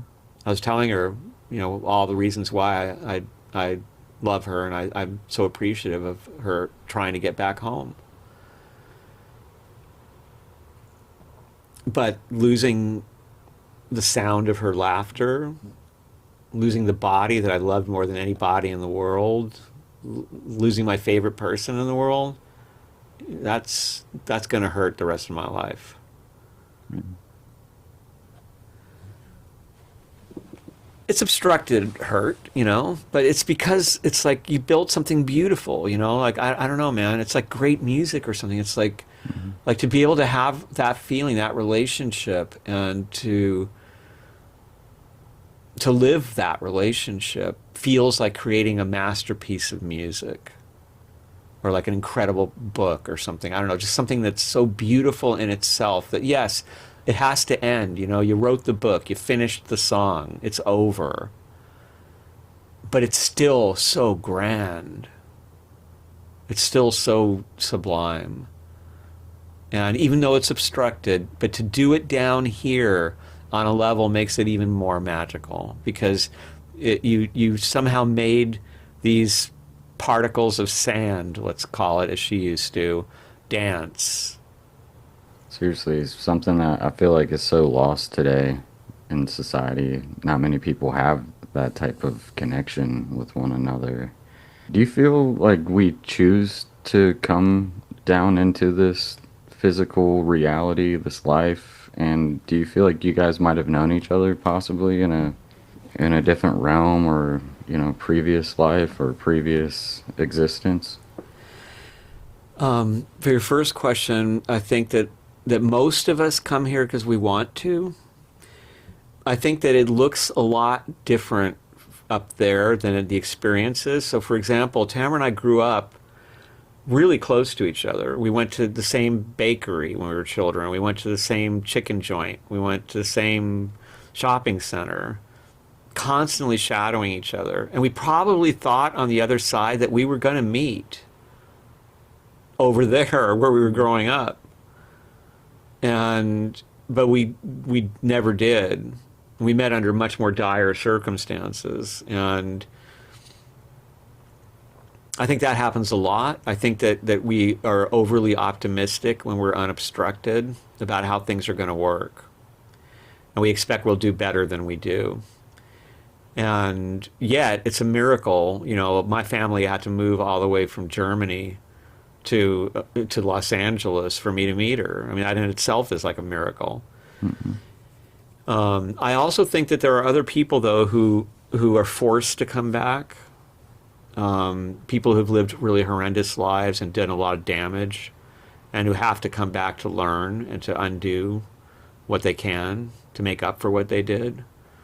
I imagine that certain individuals who come to mind easily for everyone are going to have a lot of unpleasant life experiences in order to make up for what they're doing right now. And I think that those people are driven back into life because they don't want to come back, because they understand what they've done. But I also think that at the same time that there's a part of them that does want to come back, because one of the things that the Betty books taught was that the most painful thing in the afterlife, much more painful than the images of hell, is regret. That when you see what it took to have your position in life, your body, your brain, your talents, everything, and that you didn't use them the way you intended to, and that you caused damage instead of good, that the regret is overwhelming, and you just want to get back down there and make up for it.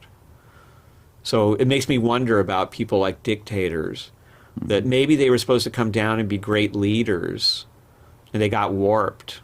And they did the opposite of what they were supposed to do. And I can imagine that they would be in a hurry to get back down and to take the punishment, the learning, and to try to do something good. Because what a terrible thing to have done, to have lost yourself so completely when you had such a unique and never to return opportunity. One place and time. You know, that's the thing. It's like Tamra, you know, she grew up, you know, a kid in the 70s, and it's like, that's not going to happen again. Like, there's not going to be a 70s again. The music, everything was so unique. I'm not even saying it was so great, but it made her her. And all the things I love about her, so many of them originated at that time, in that place. And so, have we been together again before? I think so. I certainly felt when I met her, I'm not going to go into the whole story, but she came up to me and asked for help at a club where she was in trouble, and she'd been warned away from me. The guy who ran the club told her that I was dangerous, and yet she felt that I was the right person to ask for protection. And I was standing next to her, protecting her, as we were going into this apartment where it was all going to happen and where I had to protect her. And I felt something I'd never felt before in my life, like just standing next to her. And it was really bad on a couple of levels. One, because I depended on girls for food. Like I could not be in love. And two, because she was already with somebody, and somebody who she'd been with since high school and who had a great job. And I was a scumbag, you know, and I was just like, oh, fuck, you know, like why am I feeling like this standing next to this girl? And what I felt was, for the first time in my life, I felt like I was in the right place, standing next to her. That I finally belonged in the world somehow. And I think that could be a past life thing, recognition. And now I was told by the psychic that I mentioned, Edward Monroe, that we had many lives together. He said that we were a very strange couple, that unlike most people who have different lives with different people and such, that we had continually incarnated as lovers, sometimes switching genders, pretty much throughout human history at various intervals. And then he told us some pretty ugly stories about ourselves, love gone wrong type stuff. But I can believe that. The intensity of the connection, the recognition, the way that we, I don't know, it's just, there's something about us that was otherworldly, is the way I can put it. And many people who've worked with us have commented on that, and on how our relationship was bizarrely like unified, that we were more like one person in two bodies. And that would probably be the result of sharing a lot of time together, and different kinds of places, and maybe that's why we were able to reinvent ourselves 6 or 7 times, because we had done that in the big picture already. So now we could kind of replicate that in a single life. But I don't know for sure. I hope so. I would like that. I feel like, I mean, the only thing I cared about was, did I get to be with her again? You know, I was so afraid that she was not going to want to come back with me, or to be with me there, or, you know. And many of the messages that I received from people were about, you know, this is Normandy Ellis, who's a great author, and was a friend of Tamra's. She said, "You will always be hers." And that's music to my ears, man. That's like, that's what I want to hear. Like, that's all I want. It's like, I'll go anywhere. I don't care. Good, bad, punishment, reward, I don't care. As long as I'm hers. Yeah, you said something interesting. Do you think possibly at one point maybe you were a part of like a single soul, or like a single being, I guess? You know, I don't know. Swedenborg used to say that angels were born from great marriages. They're like two people who truly love each other, that when they go into the afterlife, they become an angel. Mm-hmm. I don't know if that means that they were an angel before and they split and then they reunite, or if it's some kind of weird evolution where something that wasn't an angel becomes an angel because of the love. I don't really know what he meant by that. But I think that's possible. I don't know. Like where I am right now, I like the difference. Like, I want to be with her. I want to see what she does next. Mm-hmm. I want to see like what the next version of Tamra is and what the next version of me is. I like the game. I don't really feel like you know, let's unify. But then on the other hand, what I experienced when she did that fusion with me was glorious, and far beyond any of the trivialities of living, you know, separate lives together. So I guess, to me, it's kind of up to her. It's like, I'm like, because I'm with her, you know. Hmm. So if she wants fusion, then fusion it is. And I'm sure it'll be much greater than I could imagine. And if it's nothingness, if my dad was right, I don't think he was. Obviously, he came back to talk about imagination with me, but that's okay too. Like I feel like okay, then if she doesn't exist anymore, then I don't want to exist. That's okay. We existed, and but I'm hoping that we're together again and we can do something great together again. That's really where what I'm living for, and I get from her a lot of like, to translate the different messages I've received and things that I've gotten myself through dreams and such. It really comes down to, you're still down there, Ronnie. Like, have fun. Like, don't tend my grave, like for the rest of your life. Like, live. Like, wouldn't you want me to? Like, she taught me to reverse the perspective. What if you were the one that's in the unobstructed and you were watching me crying every day? How would you feel about that? Would you want that? And I was like, no. I'd be like, I want you to have fun, like do all the things you want to do and like live every moment, like use it to the utmost. And she's like, yeah. So I hope to be able to achieve that. I'm going on my 5th month now, and it's a little better. But damn, I miss her, dude. Yeah. I mean, it's just, Gosh. it's like, I mean, the only thing I can say is maybe it's healthy. Like maybe I needed to, I needed to, the separation was necessary in order for us not to like be too fused in a sense. Maybe that would make it so we couldn't do the things we need to do. And I still feel strongly that she's with me. And I can sometimes tell when I'm writing when it's a line from her, because she had this incredible sense of humor and this great way with words. And I'll get a line just pops in my head and it makes me laugh. And I'm like, oh, that's Tamra. Like, no doubt about it. That's her sense of humor. And she's done that with other people as well, said funny things that are so typically Tamra. And Betty was that way too. She would almost practical joke people from the other side kind of thing. And her sense of humor was intact also. So I think most of us, we get stuck up in our intellect, excuse me, and we want an answer that's very clear, and we want to be able to hold on to that, and we think about it, and it's all mind-based. I don't think that's really the way it goes. I think that it's always a mystery. It's kind of the nature of existence on this plane, and we have to feel our way through it. And we're taught not to do that.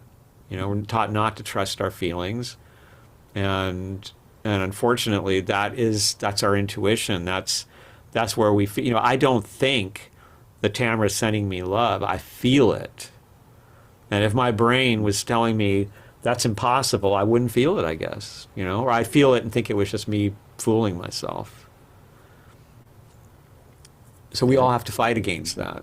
And I'm hopeful that the book and then the interviews that I do for it will help people to experiment with these things. And it's 2 great love stories. Like their love story is great and ours also was amazing. And that weird synchronicity of it, the way it happened in the same way, which even makes me like, I don't know, I must have agreed to it. At first I was like, when I first thought of it, I thought, there's no way I agreed to this. Like, there's no way that I agreed. But now I think I did. I think that I could see the bigger picture, and that this would be healthy for us and help us get our jobs done, and that she got sprung early, man. Like, I shouldn't be sitting here going, well, she's not still in jail with me, like she got out. And I can't wait to get out and leave behind all the idiosyncrasies of life, all the ridiculous shit we go through and the things that have happened to us and all the details and a fresh start. of your essence, of who you really are, the things that make you you, that sounds awesome. Yes, please. But while I've got all this, while I'm here, while I got hands, and I can do things in this world, I can make it so Tamra and other people that I respect and love who are gone, maybe they have a little less regret if I do the right things. Maybe if I, for instance, finish Tamra's memoir and I live up to the quality she would have given it and she helps me with it, then she won't have the regret that she never finished it. It will have turned into something more beautiful, which is our mutual memoir. Yeah. And I want to devote myself to finding those kinds of activities while I still can. And it's kind of incredible how I guess the book came about, you telling a story of, another couple and ultimately their experience, becoming an experience of your own and talking about it, kind of attacking it from a very real place. And it's, Yeah, it was like, getting, the number got called, It was like, that was a very intense experience, very unexpected. yeah, I can't imagine. I couldn't believe. I mean, I thought we had years left, man. We had plans. I really was just in shock, and did not see this coming. And yet now I look at it in retrospect, and it almost seems obvious. There's almost a beauty to it. Mm-hmm. I'm taking up a ton of your time. I'll just ask one more question, if you don't mind. Sure. What do you view as a meaningful life? That's a good question. I can't believe I've done over 200 podcasts and nobody's asked me that. Well, I think there's two sides to a meaningful life. One is learning. I don't mean just intellectual learning, but I mean learning about yourself, know thyself. The unexamined life is not worth living. Diving deep into what we are, the mystery of life, the mystery of being human, fully using that opportunity to try to understand what you're experiencing is one side of it. And a meaningful life is exploring that. But a meaningful life is also bringing that light to other people. It may be in very simple, charitable ways. It may be in acts of kindness. It may be as a teacher. It may be as a musician who makes a song that changes people's lives. It's using everything you've got to make this a better world. And I think that wrapped up in the midst of those two things is part of the purpose of this existence, which is for the soul to learn not to be a selfish, destructive,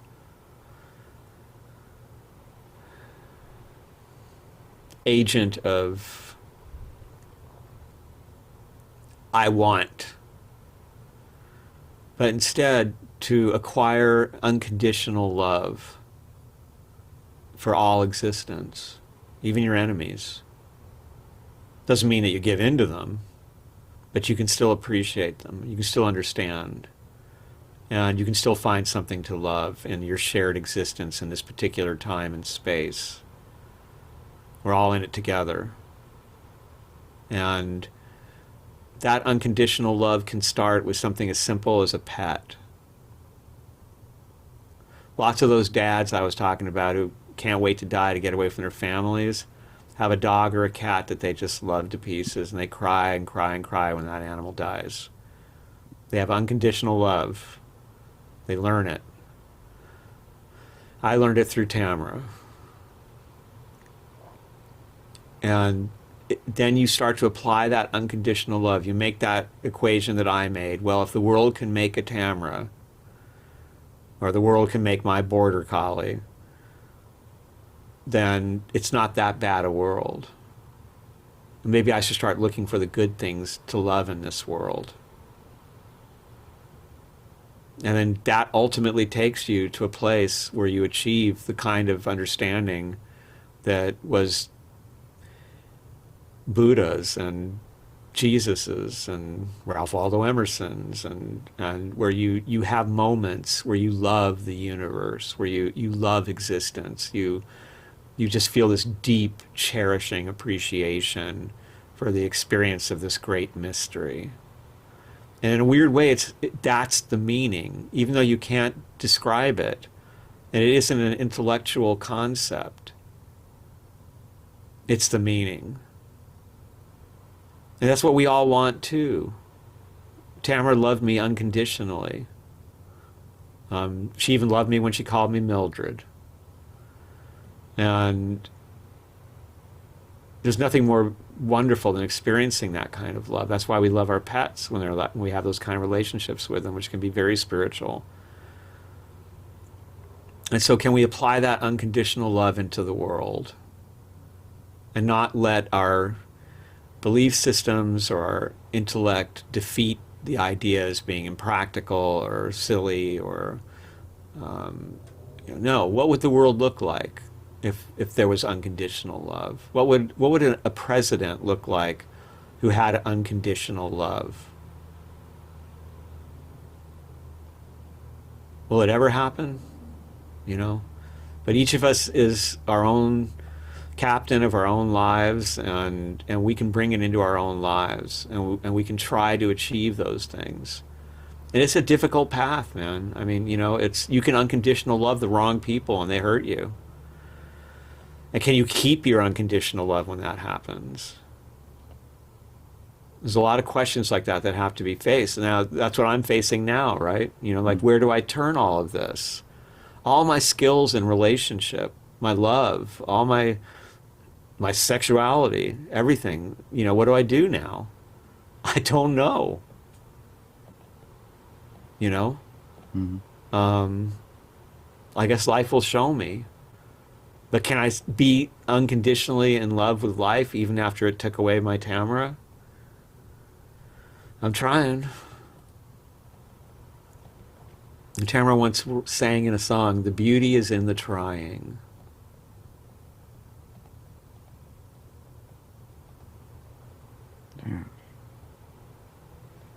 Yeah, it's an incredible answer, man. Well, thank you. Honestly, this has been one of my favorite conversations that I've had over the year that I've been doing this, and Well, thank you. definitely somebody that brings just so much inspiration and so much knowledge. You're such a great teacher, so Well, thank you. really, really appreciate you taking the time today. And yeah, man, I'm very grateful to be able to talk to people like you. Seriously, I get so Oh, much out thank of you, it. I'm man. sure a lot of other people do as well. So, I appreciate you, man. Thank you. yeah, of course. Man, yeah, seriously, I'm just very appreciative that you would even do it, and through everything that you're going through at the moment, continue to go through and, publishing the book and the topic and everything. I'm sure it's not easy. Nope, Yeah. it is not. But it's important. It's Hmm. it's something that I hope will have some impact out there. I'm going to keep talking, keep trying to share what I've learned, and maybe, you never know, man. Like I said, going through all these testimonials and seeing what Tamara's done, and the people who became authors and filmmakers and lawyers, and went on and did all kinds of crazy things. And they were just riot girls, little punk rock girls, and seeing that is beautiful. Hmm. And I want to do what I can to further her legacy, and even more importantly, to get that message of love out there. Because that's where the Renaissance comes from, and that's what we need. Hmm. And we've got to find a way. I mean, future generations, we've got to find a way for them to love each other. At least some of them. Yeah. And we got big challenges ahead of us. This is only going to get worse before it gets better, I think. So your willingness to talk to me about this, very important and very much appreciated. And I'm always happy to come back. Yeah, And I feel like your story could possibly, awaken memories in other people that might have gone through something similar that they just kind of shut out of their life. So, Yours also. I'm very, excuse me, I'm very happy that you shared your experience. And I think that's important. And I think that will be meaningful to people too. Like I said, I think, and maybe this is a good point to leave it on. I bet you if we all talked about this like it was natural, we would be blown away by how common it is.